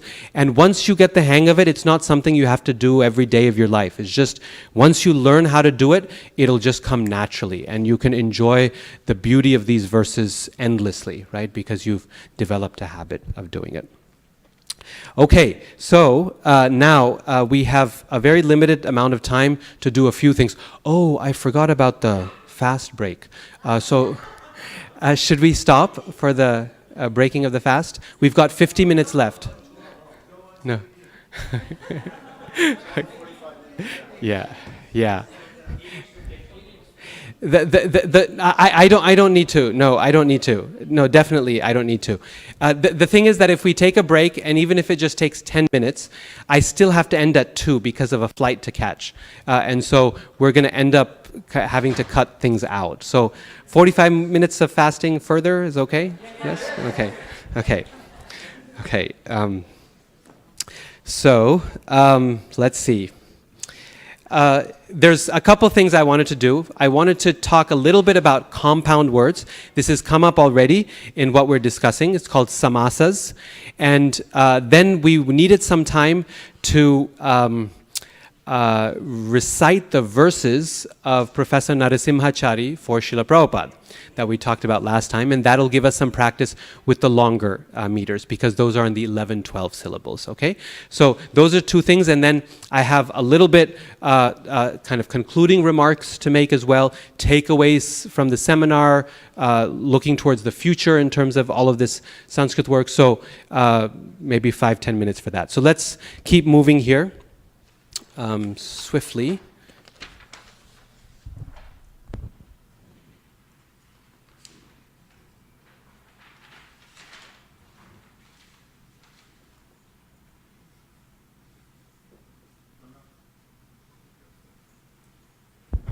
Okay, a compound word in Sanskrit is called a samasa.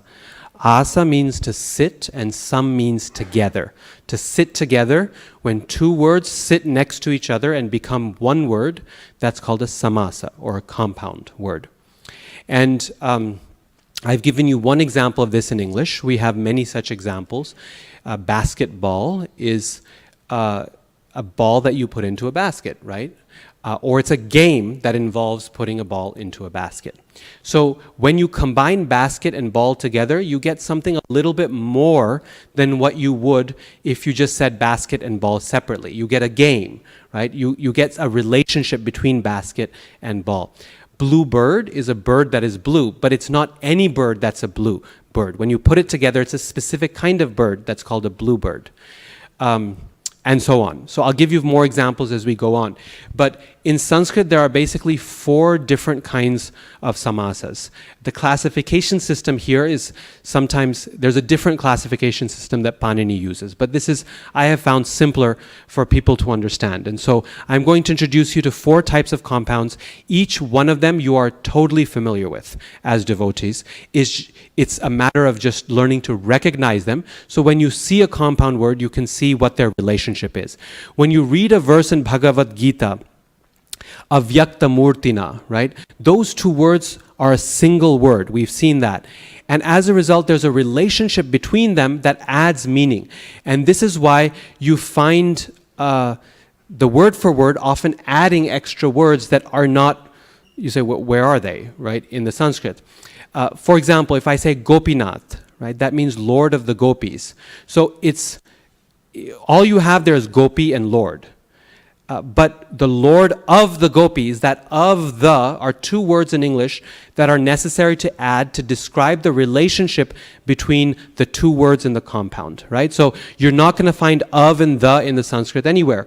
But in the word for word, we've got to add the of and the to explain the relationship between Gopi and Natha. This is the Lord of the Gopis, okay? So this is why compounds are useful to know, because you understand the relationship between words and why sometimes meaning is added in places where you didn't expect meaning to be added. Sometimes the added meaning can be quite significant, okay? It can be quite significant, and we'll see in a moment some good examples of that. So the first type of compound I want to introduce you to is the one Krishna talks about in Bhagavad Gita. Which compound does Krishna say he is of all the different compounds? The dual compound, right? Samasikasya dvandvoham, something like that, he says. Of the different samasas, I am the dvandva compound. This is the dual compound. And this is in many ways the simplest of all the compounds. By the way, dvandva and dual, they look similar, no? And the reason is because they are the same word. Dual and dva. Dva is a universal marker in Indo-European languages for 2. The word 2 in English is the same word 2. T-W-O is D-U-A. It's the same thing. Dual, 2, dvandva. In Sanskrit, dve and 2, okay? So when words look similar, use them to your advantage. If you're trying to learn the meaning of a verse, you find something that's similar, use it to your advantage, because chances are it probably is the same word, historically speaking. So dual compound is the simplest. Radha Krishna, Rupa Sanatana, Vande Rupa Sanatano, that's a dual compound, Rupa and Sanatan. You can just add as much as you want to this. Sita, Rama, Lakshman, Hanuman, all one word, Okay? So a dual compound just means more than one item put together, and each one maintains its individual identity. Why Krishna calls himself the dual compound, I'm not entirely sure, but once we go through the rest of the compounds, maybe you'll have some suggestions as to why Krishna prefers the dual for himself. So dvandva is dual compound. Then the next one, more complicated, is the karmadharaya. I'll write the Sanskrit, but also an English equivalent. Karmadharaya is the adjectival compound. An adjective. So this is when the first word describes the second word. It's not two different, Radha, Krishna are two different people, two different things. But when the first word describes the second one, it becomes a dual compound. So, for example, you have Sundara Gopala. Right? Sundara means beautiful. Gopala is a name for Krishna. So beautiful Krishna. The first word is describing the second, or blue bird. What kind of a bird? It's a blue bird. The blue is describing the second word. Okay, so also a relatively simple type of compound. Another one, Chintamani. Mani means gem. Chinta means thought. So a thinking gem. A gem that thinks or that is conscious. Chit means consciousness, right? So chinta is thinking. A conscious stone is chintamani. And everything in Vrindavan is made of chintamani, conscious stones. Okay? So the stone, what kind of a stone?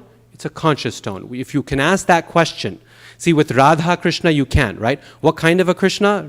No, that doesn't work, right? But if you can ask that question, what kind of an X, and the first word describes it, then you have an adjectival compound. That's second type of compound. Now, this one is probably the most common. Tat Purusha, which means a relational compound. This is when you have two things that have some kind of relationship between them, usually one of belonging, where you have to add a word to fill it out. So Gopinatha is an example of a relational compound. Lord of the gopis. We're not talking about Gopinatha, we're not talking about gopis and lords, right? We're just talking about one person, the Lord of the gopis. We're talking about Natha. But what kind of a Natha? He's the Lord of the gopis. So there's a relationship there. This is a very common form of compound. Madhusudana. Sudana means killer. Madhu is the name of a demon. So we're not talking about demons and killers. That would be a dvandva compound. We're not talking about adjectival compound. What kind of a killer? A madhu killer, a really sweet killer. Not that way, right? It's a relational compound. A killer of madhu, okay? Now, could you take Madhusudana as a sweet killer? Madhu means sweet as an adjective, Sudana means killer. You could. Madhusudana could mean a sweet killer. The only way you know with compounds is by context, by convention and by context. Compounds introduce ambiguity into the language. There are many different relationships possible, many different forms. But we know by matter of convention or context or teaching, parampara, we know that Madhusudana means killer of Madhu because we've heard of a demon named Madhu. So it becomes a relational compound between the two of them. Okay? Lord of the gopis, killer of Madhu, Makhanchor, stealer of butter. Okay? Like that. Gopi Jana Vallabha, the beloved of the Gopi people. Okay? Gopi Jana. Gopi Jana is a good example. Gopi Jana is what kind of compound? It's an adjectival compound. What kind of gopis? What kind of people? Jana means people. What kind of people? Gopi people. Okay? The cowherd women. Gopi Jana. But when you add it to Vallabha, it becomes a relational compound. The beloved Vallabha of the gopi people. Okay? And the last one is bahuvrihi. And this one is really important because it adds the most meaning. This is a possessive compound.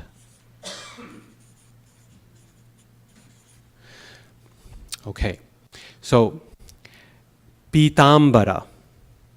Pitambara consists of two words. Pita means yellow, ambara means clothing. Okay, so pitambara is yellow clothing. But when we call Krishna Pitambara, we're not calling him yellow clothing. Pitambara is a name of someone who has yellow clothing, possessive compound. You possess it. One who possesses yellow clothing is Pitambara. Okay. Here's another example. Gauranga. Gaura means golden. Anga means body or limbs. One who possesses golden limbs is Gauranga.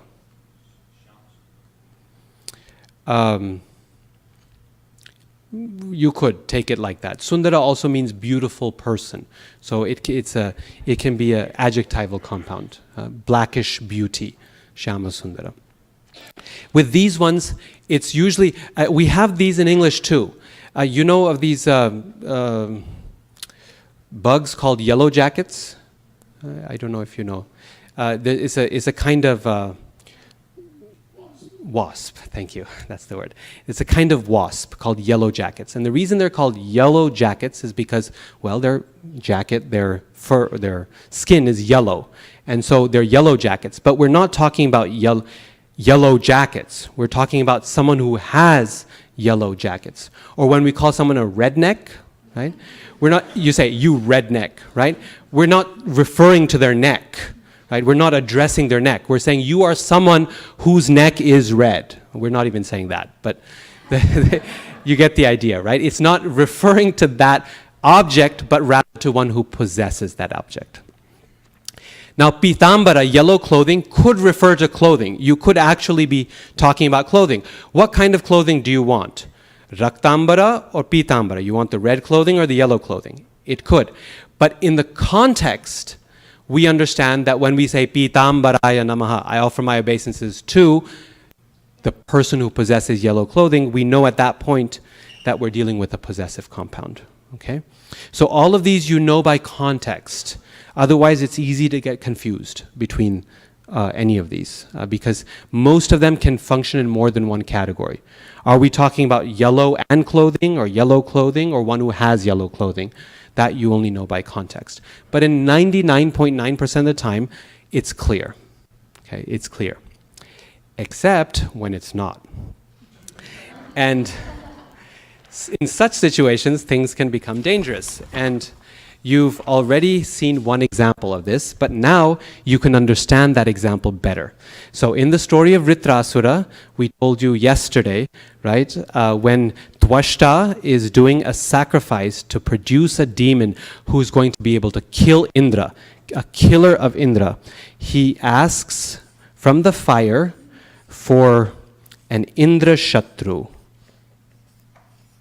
Okay? An Indra Shatru. Indra Shatro Vivardhasva. Oh, killer of Indra, arise. Now, the word Shatru we normally think of as enemy. But if for this context, it's better if we think of it as killer. That's one of the meanings of Shatru also. So, killer of Indra, what kind of a compound would that be?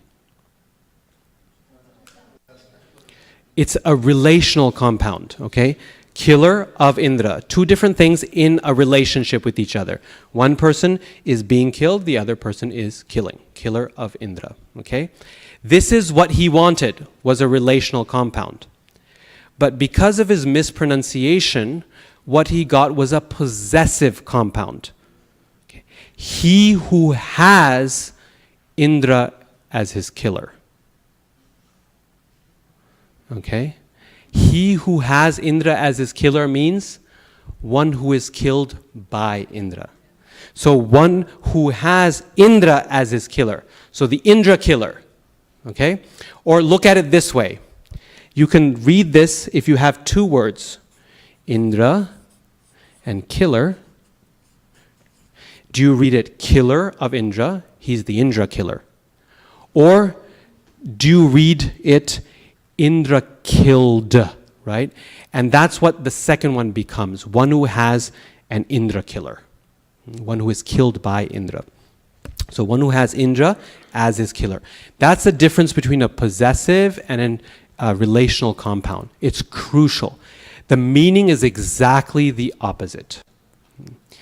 Now, again, the acharyas use this to great effect in understanding different words. You know these sections of Bhagavatam where Indra is criticizing Krishna. You fool, this little child, because this is Govardhan Lila, and Indra is upset at Krishna, and he's saying all kinds of, or Shishupal is giving 100 curses at Krishna. And very colorful language. The acharyas are keen to show that actually those words of criticism are words of praise. And they switch everything around.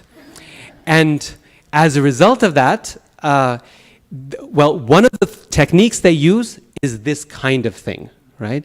Instead of saying, you are, well, here's one example I'll give you. This is not from that section, but here's a common example. Suppose Lord Shiva at some point in Bhagavatam is called Rameshwara. Okay? Now he's not, but in Ramayana he is sometimes. Rameshwara. Rama plus Ishwara. If it's a relational compound, Tatpurusha, it would be what? Lord of Rama. Okay, Lord of Rama. But if it was a possessive compound, one who has Rama as his Lord, okay? It's an opposite meaning. And so when someone comes to Lord Shiva and says, oh, you are Rameshwara, then the acharyas say what they mean is that Rama is your Lord, right? Not the other way around, okay? We, even ourselves, we do this with the word Prabhupada. What does the word Prabhupada mean? There's two possible meanings and both work. Pada means feet, Prabhu means master. One who sits at the feet of the master or the Lord. Prabhu here can mean Krishna or it can mean his spiritual master. One who sits at the feet of the Lord is Prabhupada, like Vishnupada, okay? Or one who has one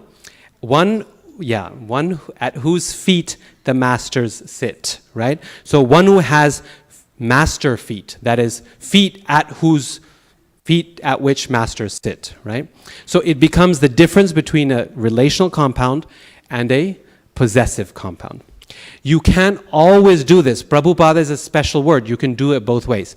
If you had Vishnupada, you can't do it because philosophically it's incorrect. You can grammatically still do it. One who sits at the feet of Vishnu, right? Vishnupada. Now grammatically you could say one at whose feet Vishnu sits, but that would be terrible for a devotee, right? A devotee would not accept such a title. So Prabhupada is a very special word because you can work it both ways. The word Prabhu can mean other devotee masters, or it can mean the Lord. So he sits at the feet of the Lord or his own spiritual master, but he's also the person at whose feet all these Prabhus sit, as we're doing just now. Okay? So this is a very rich space, and sometimes when you're going from the verse this happens a lot. You go from the verse to the word for word, and you think, what just happened? How did this turn into this? Or even from the word to the translation. Sometimes Prabhupada will provide a word-for-word translation, the synonyms, that is a relational compound, and then by the time of the translation, he'll switch to a possessive compound. Okay? Because the acharyas have commented that this ought to be taken as a possessive compound, even though it's at first glance a relational compound. So Prabhupada will incorporate that into his translation. Okay? So sometimes the gap between verse and translation, or between translation and purport, is attributable to this change, this difference between the compounds. Okay? Now, I would ask for questions, but we need to keep moving on because I really don't want to miss the final part. So before we recite the verses of Professor Narasimhachari, if we can go to the next handout, please, the summary. Yes. Yeah, exactly.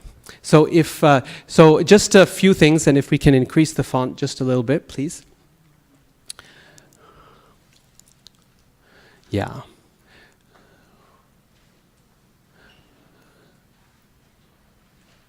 There we go. Okay. So in concluding the seminar, I wanted to offer a few takeaways because part of the challenge with language learning is that we can lose the forest for the trees. We can get tied up in the nitty-gritties and, what was that sound and what was this thing, and lose kind of the main takeaways. Often the little things are things that we can't keep track of, or we lose, or we're not able to do perfectly. But the main takeaways I hope you'll get from the seminar over the past 3 sessions are things that I hope every devotee can find useful. One, the first thing obviously is to pronounce the Sanskrit carefully. Srila Prabhupada put Sanskrit in his books. He put it there for us. He asked us to pay attention to it, so the least we can do is try our best. And some tips for pronouncing it carefully, the key things we had was to identify the meter and learn at least one melody per meter, so that when you've discovered that you've got a Vasanta Tilaka verse, you can go, oh, that's just like Govindam prayers. I know how to sing this, okay? Then we talked about exaggerating the difference between long and short vowels. In today's practice, that's one of the most important things you can do because it affects rhythm. So if there's one thing you want to be careful of, is pay attention to those bars on top of the I's, U's, and A's, because they make a big difference. And then finally, if it's challenging and you're just getting stuck, move syllable by syllable. There is no word too difficult to pronounce, because if you know how to pronounce each letter, which I think everyone here does, then you know how to pronounce the verse. The only reason that you can't make it to the verse and you're stumbling over it is because somewhere along the lines you ended up either eating up a letter or a sound, or adding a sound that's not present, okay? So just go syllable by syllable and don't try to rush it. Don't try to take the whole word in one go, and you can master it. It'll take a little time, but you can do it, okay? So first takeaway, we should at least try to pronounce the Sanskrit better and pay attention to what's actually there. The second thing is to use the Sanskrit regularly. What we don't use, we end up losing. And so the first way we can do it, and maybe the simplest way, is the prayers we're already singing every day, let's sing those with meaning. Let's pay attention to what is actually being said in Samsara Dava or Sharira Vidyajal or Gaura Arti, and focus on the words, on the meanings of the words as we sing them. We will easily double or triple both the spiritual advancement and the sheer joy of doing these beautiful, beautiful prayers on a daily basis. So pay attention to what's there. If you've never actually had a chance to read the Nrsimha prayers, then do it sometime. We learn it by memory just like that, but sometimes we don't know what's the actually the word there, and why it's pralada, la la la la la la la, why that is there. What's the actual breakup of the words? It adds to our joy when we actually sing with meaning, okay? So that's actually one of the simplest things we can all do, because we do it anyway. We take the time to sing these prayers, might as well get more out of them, okay?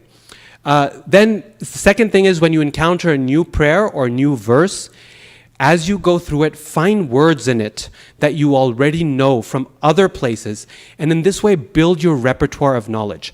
Srila Prabhupada said that all of my disciples should be able to learn Sanskrit from my books.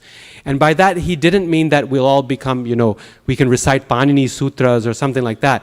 But the point is, we'll have a functional knowledge that is sufficient for our activities of personal study and preaching.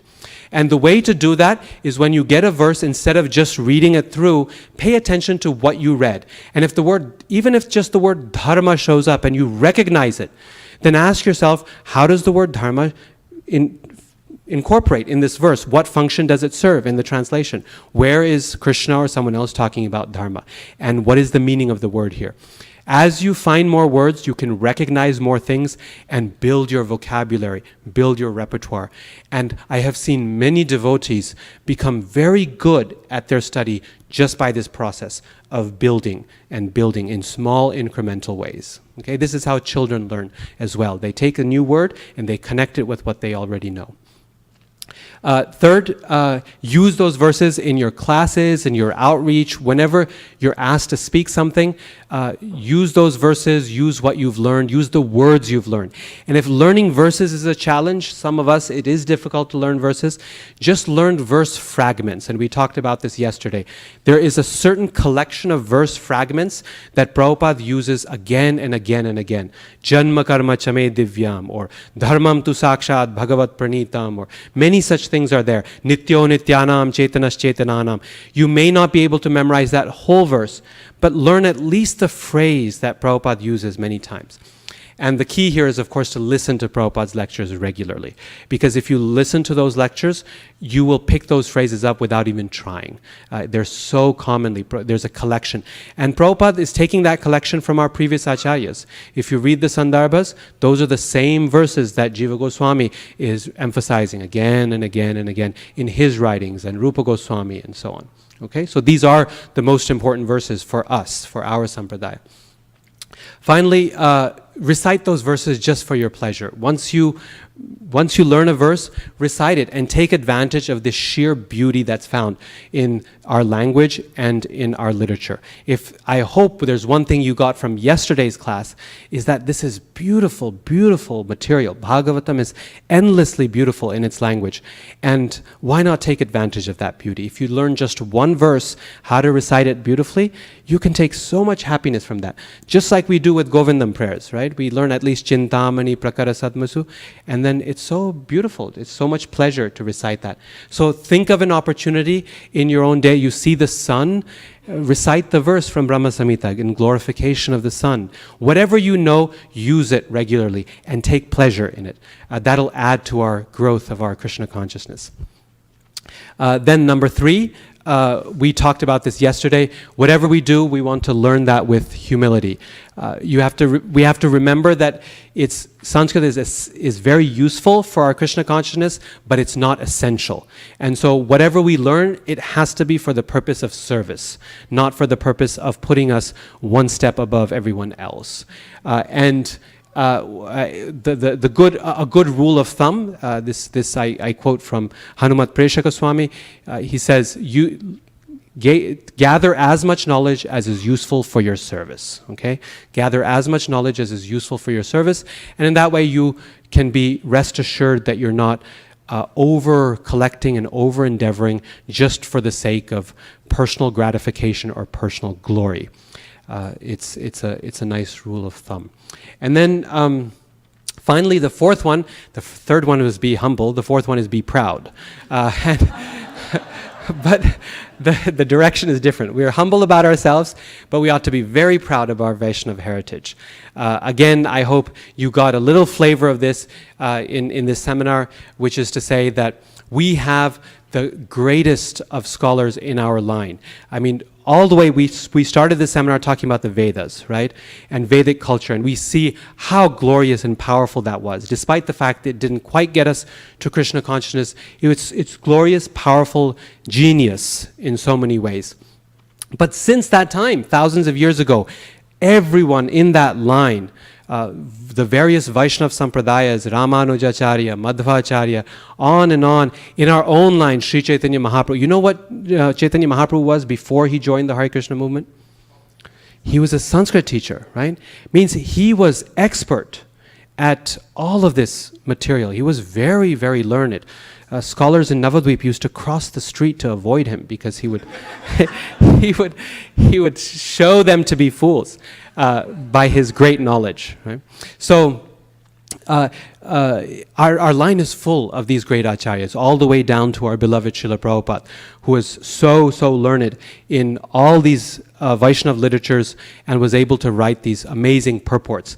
Which we also talked about yesterday in talking about Gadya, right? The prose poetry, and how Prabhupada is really writing prose poetry when he writes his Bhaktivedanta purports. And We can read his purports for aesthetic enjoyment as well.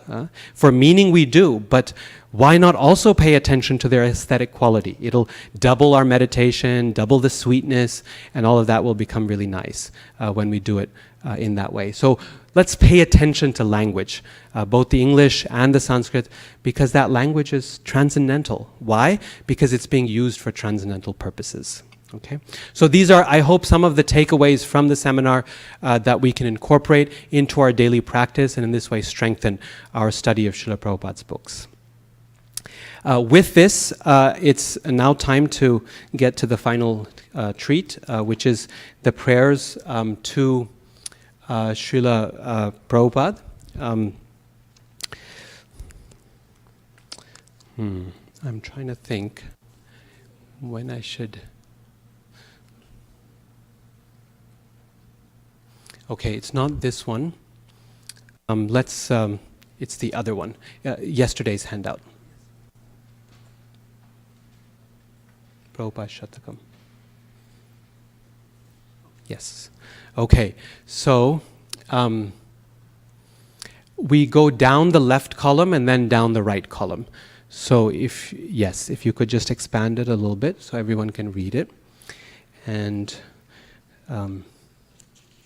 what we can do is all recite together because there's about 15-20 verses and there are 4 lines each, so it'll become a little long if we'll run out of time. So let's read these together. So once again, these are 100 verses in glorification of Srila Prabhupada, of which I've selected some of my favorites and offered a translation down below. What we'll do is, this is by Professor Narasimhachari, who was my Sanskrit teacher, and he wrote this after reading Srila Prabhupada's 7-volume Lilamrita, associating with devotees and being rather overwhelmed by Srila Prabhupada's contribution to the spread of Krishna consciousness all over the world. And so the verses each reflect Prabhupada's character, his activities in a personal way. They're not stock verses of praise for anyone, but he's specifically kind of describing aspects of Prabhupada's character that he found most compelling in reading the Lilamrita.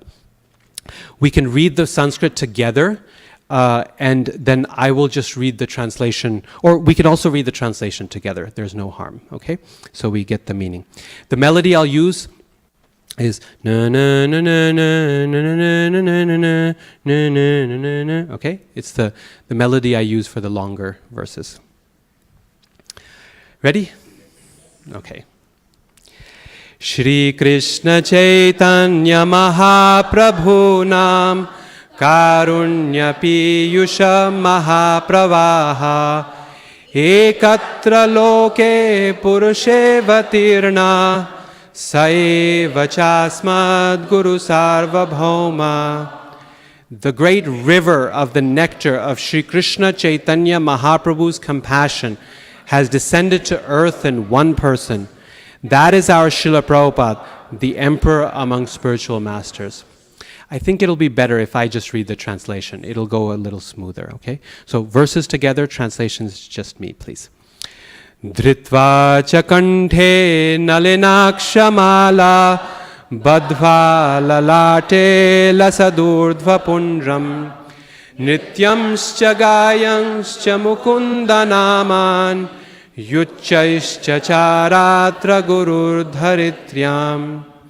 Wearing a necklace of tulasi beads around his neck and placing the radiant Vaishnav tilaka upon his forehead, our spiritual master Srila Prabhupada traveled the earth dancing and chanting the names of Lord Mukunda in a loud voice. Daramscha putran api bandhu vargam samnyasya sarvam griha dharma jatam Sarvam jagat sviya kutumbamevet yabhiprapede guru sarvabhauma. Renouncing wife, children, relatives, and everything related to household duties, Srila Prabhupada, the emperor among spiritual masters, considered the entire world his own family. Videsha yatra asakrit prakurvan Shri Bhakti Siddhantam Upadi Desha paschatya deshiya manombujanam vikasaka kopi divakaroso. Traveling repeatedly to foreign countries, Srila Prabhupada taught the doctrine of devotional service. He was the sun who made the lotus-like hearts of the Westerners blossom. So beautiful, no? And we were speaking of dhwani or suggestion. So bhakti siddhantam, he means the conclusions of bhakti. But he's also embedded the name of Srila Prabhupada, spiritual master, in there as well. Now we go up to the next column. Paschatya desheshu kritadhivasa janaschate prakrita bhoga magna ahara nidra dishu jantu tulya dharme nahina iti sodhya gacha. Srila Prabhupada thought like this on board the ship to America. The people living in the Western countries are absorbed in material enjoyment. In matters of eating, sleeping, etc., they are no better than animals, and they are devoid of religious principles. Madhyam cha mamsam mahileti matva svashita tatacharanta samsara chakra brahmanopayata katham nurakshya iti dukkhito bhut. Reveling in wine, meat, and women, they are now wasting their lives and are thus wandering in the cycle of samsara. How can they be saved? In this way, Srila Prabhupada was distressed over their condition. Shri Rama Rameti na kopi vakti, Shri Krishna Krishneti na vakti kaschit, Namadvayam tad muni sarva bhauma, Santarakam syaditi nishchikaya. Here, no one chants Shri Rama, Rama. No one chants Shri Krishna, Krishna. Srila Prabhupada, the emperor among sages, was certain that these two names could liberate the people. Najati linga dyadhikara chinta na desha kala shrama yogyatava na kopyupadhir bhuvanatrayepi syadasya mantrasya jape jananam. There is no qualification needed within the three worlds to chant this Hare Krishna mantra. There is no condition of eligibility based on a person's caste. Whoops, where's the next page? Caste. Where is? Sorry, I lost my page too. Gender, etc. Nor is there consideration of a suitable place, time, or order of life. Here we are. Okay. Swayam parishramya dhananyuparja Shri Radhika Natha Dayavalambi Vinirmame so Guru Sarva Bhauma Sadbhakti Samyara Jamakhanda Dhama. Thus, depending upon the mercy of Sri Krishna, the Lord of Radhika, Srila Prabhupada personally worked hard and collected funds. That emperor among spiritual masters built a kingdom of pure bhakti, a territory with no boundaries. I really like this last line. Sadbhakti Samrajyam Akhanda Dhama. Sadbhakti Samrajyam, a kingdom of pure bhakti, Akhanda Dhama, with no boundaries to it. Very nice. And personally collected funds, he was thinking here of his hard work in Delhi before he came here, where he was going door to door and trying to sell back to Godheads and taking so much trouble for that. Next verse. Shri Radhika Vallabha Mandiranam Nirmanamasin Param Dharitryam Sadbhakti Chitteshvapi Chitrametat Guruttamena Pratibhayutena. With great intuition, the best among spiritual masters, Srila Prabhupada, constructed temples of Lord Krishna, the beloved of Sri Radhika, all over the world. At the same time, he established these temples in the hearts of honest devotees. How wonderful that is. Very nice. Nabhitirasi dhridaye kadachin na sangshayo va swajaye kadachit nirantaram yasya mano mukunda premaspadam tasya katham vishadaha. There was never any fear in Srila Prabhupada's heart, nor was he ever doubtful of his victory. For one whose mind is constantly absorbed in love for Mukunda, how can there be despair? Here he was thinking of the time when he's sitting on the New York Park bench and telling the person sitting next to him that we have an international society with many temples and all of that. So this is what he was thinking of. Shri Radhika Prana Sakhantarango Bhaktottama Shri Prabhupada Devaha No Chet Katham Tavati Jiva Kale Tavat Kritam Karma Paraira Sadhyam. Srila Prabhupada was the best of devotees, an intimate associate of Krishna, who is the dearest friend of Sri Radhika. Otherwise, how could he accomplish so much in such a short time, that which is impossible for others? Then a little about his personal character in the following verses, his qualities. Achara puto mitavaghitaishi samasta bhuta prakara priyascha sadajapa santamana manishi samasta chittani jigaya mauni.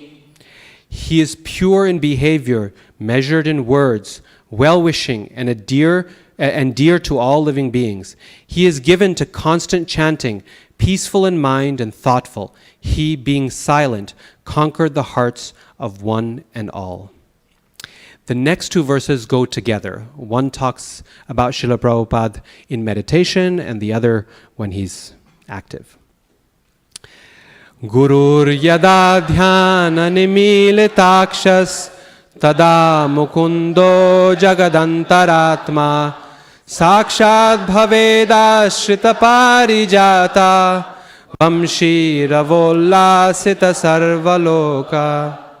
When our spiritual master closes his eyes in meditation, then Lord Mukunda, who is the inner soul of the universe, who is the parijata tree for those who have taken shelter of him, and whose flute song enthralls this entire world, appears directly before him.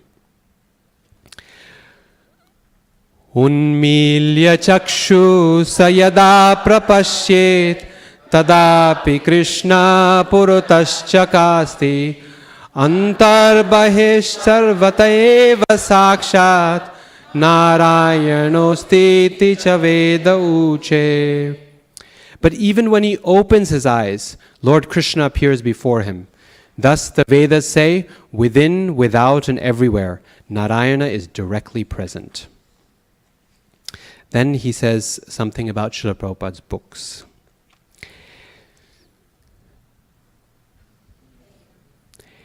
Etena sanmo nivarena tavat vyasoditam bhagavatam puranam prajnadrisha samyavavekshya loke prakyapitam vyasa nibandhanena.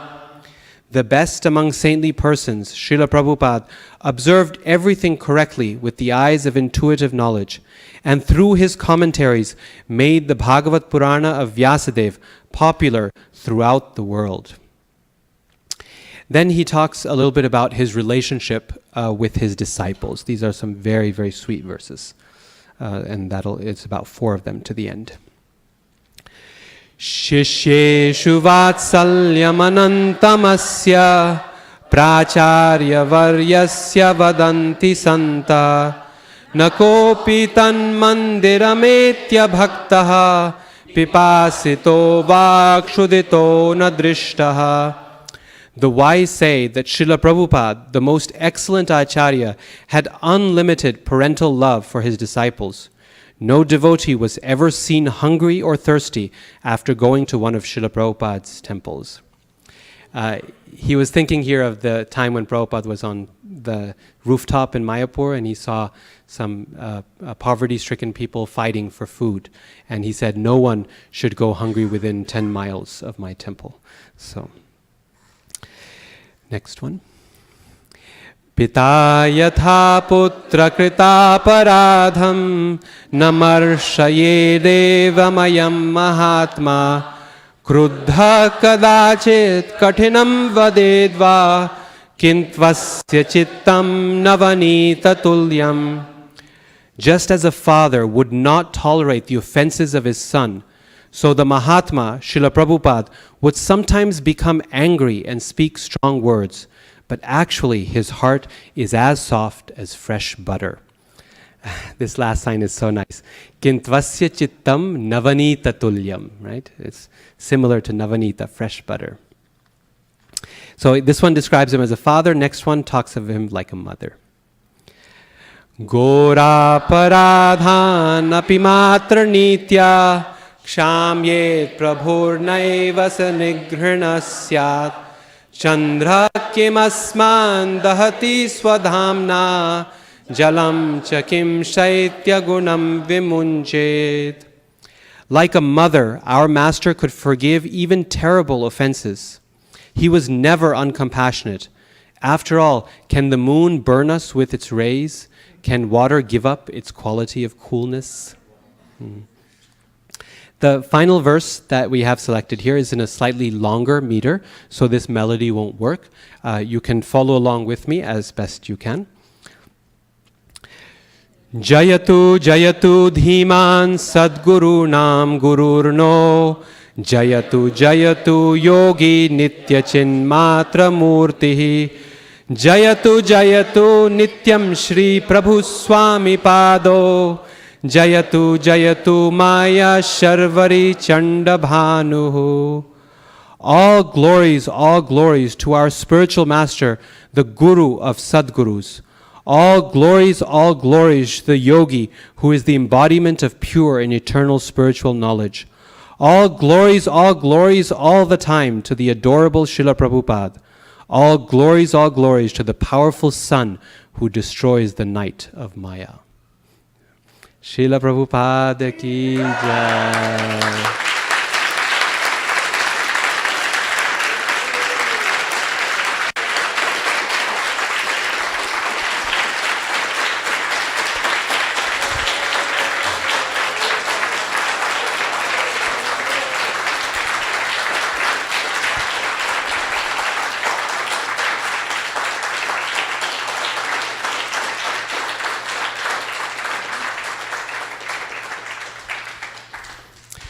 So I don't want to be anticlimactic, but at the same time I want to end with a little advertisement. This is not an advertisement for me, it's an advertisement for Srila Jiva Goswami. As some of you may know, we are soon going to be getting from the BBT the second volume of Jiva Goswami's Bhagavata Sandarbha. The first one is Tattva Sandarbha, which I hope you've all have a copy and have all read. The second one is Bhagavat Sandarbha. And if you remember from yesterday, Srila Jiva Goswami, he is the one who has given us access in a Krishna conscious way to the Sanskrit language.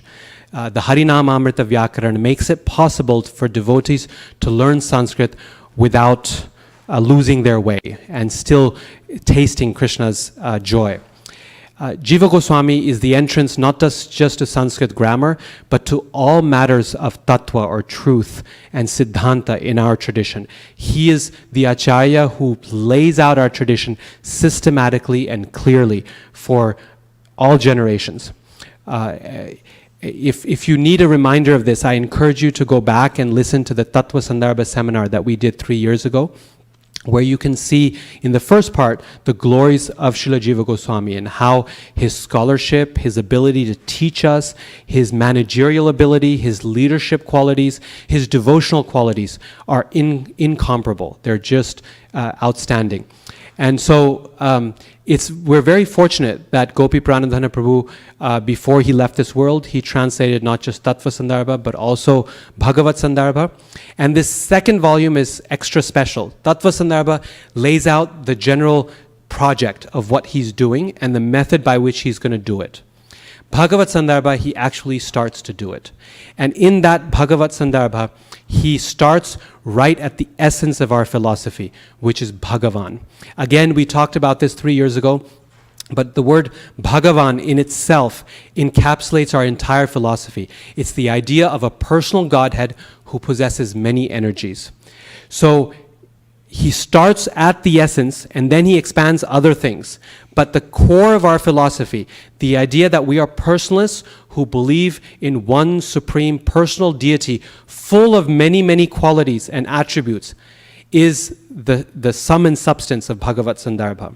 So it's really a crucial book, and it's wonderfully done in very accessible language. So it's not out yet as far as I understand, but when it comes out, I've had the good fortune of reading the book, and Gopi Prandan Prabhu has the ability to write in a way that makes a very difficult work accessible to a very broad audience. So don't hesitate, get the book immediately, please start reading. It's really, really fortunate to have that. So keep an eye out for that. I encourage you very much to stick with Srila Jiva Goswami through the Sandarbhas, because really all of these seminars, Sanskrit, Tattva Sandarbha, Glories of Bhagavatam, they are all just a spark of what Jiva Goswami has given us. He is the Acharya who presented us Srimad Bhagavatam in a systematic way. He taught us our philosophy in a systematic way. He taught us Sanskrit in a devotional way.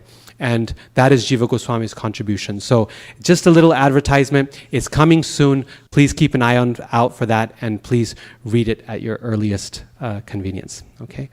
With that, I just want to give my final thanks to all of the devotees, especially Vaisheshika Prabhu and Nirakula Mataji, and to my hosts here, Srivas Pandit Prabhu and Malini Mataji and their daughter, and all my good friends here who have been attending for several years. It's always the highlight of my year to come here and speak to this wonderful, wonderful audience.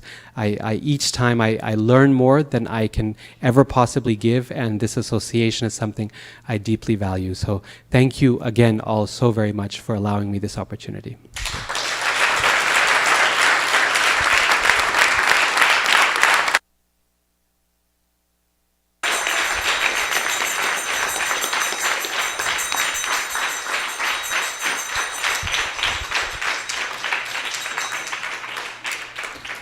In one suspenseful section of your teaching, when you were describing the almost unimaginable abilities of your Sanskrit teacher to write verses extemporaneously and so forth, you mentioned, after asking him how that was possible, was it this way or that way? And he said, no, it descends. And in hearing that reminded me of the seminars that you've put on here, that there's a dissension of special knowledge, and not just knowledge, but it's coated with special bhakti that's coming from your heart. And we always feel uplifted, and we're always amazed that there's more upliftment to be had at each session. And a reminder that all advancement in Krishna consciousness comes by mercy, and that mercy comes from the sadhus. So as far as we're concerned here at ISV, you're the best of sadhus. Hare Krishna.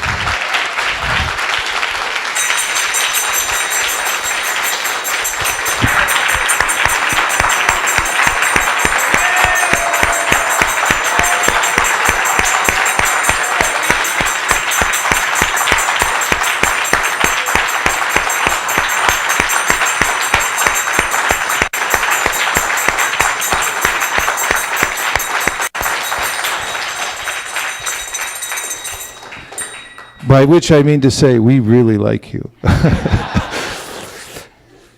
We thank everyone for joining us for this. It does make it special when we all are together and leaning in. And we thank everyone who joined us online. We know that through this technology, whatever you've said will propagate all over the world and will remain in the ether for years and years to come. Radhika Raman Prabhu now has to catch a flight. He's got a very busy schedule, if I'm not incorrect. Yeah, he's leaving almost immediately. So we'll be counting the days until you come back the next time and contemplating topics for you to speak about. Thank you very much. Gaur Premanande Haribo. Nitai Gaura Haribo. Haribo. Haribo. Nitai Gaura Haribo. Nitai Gaura Haribo. Haribo. Haribo. Nitai Gaura Haribo.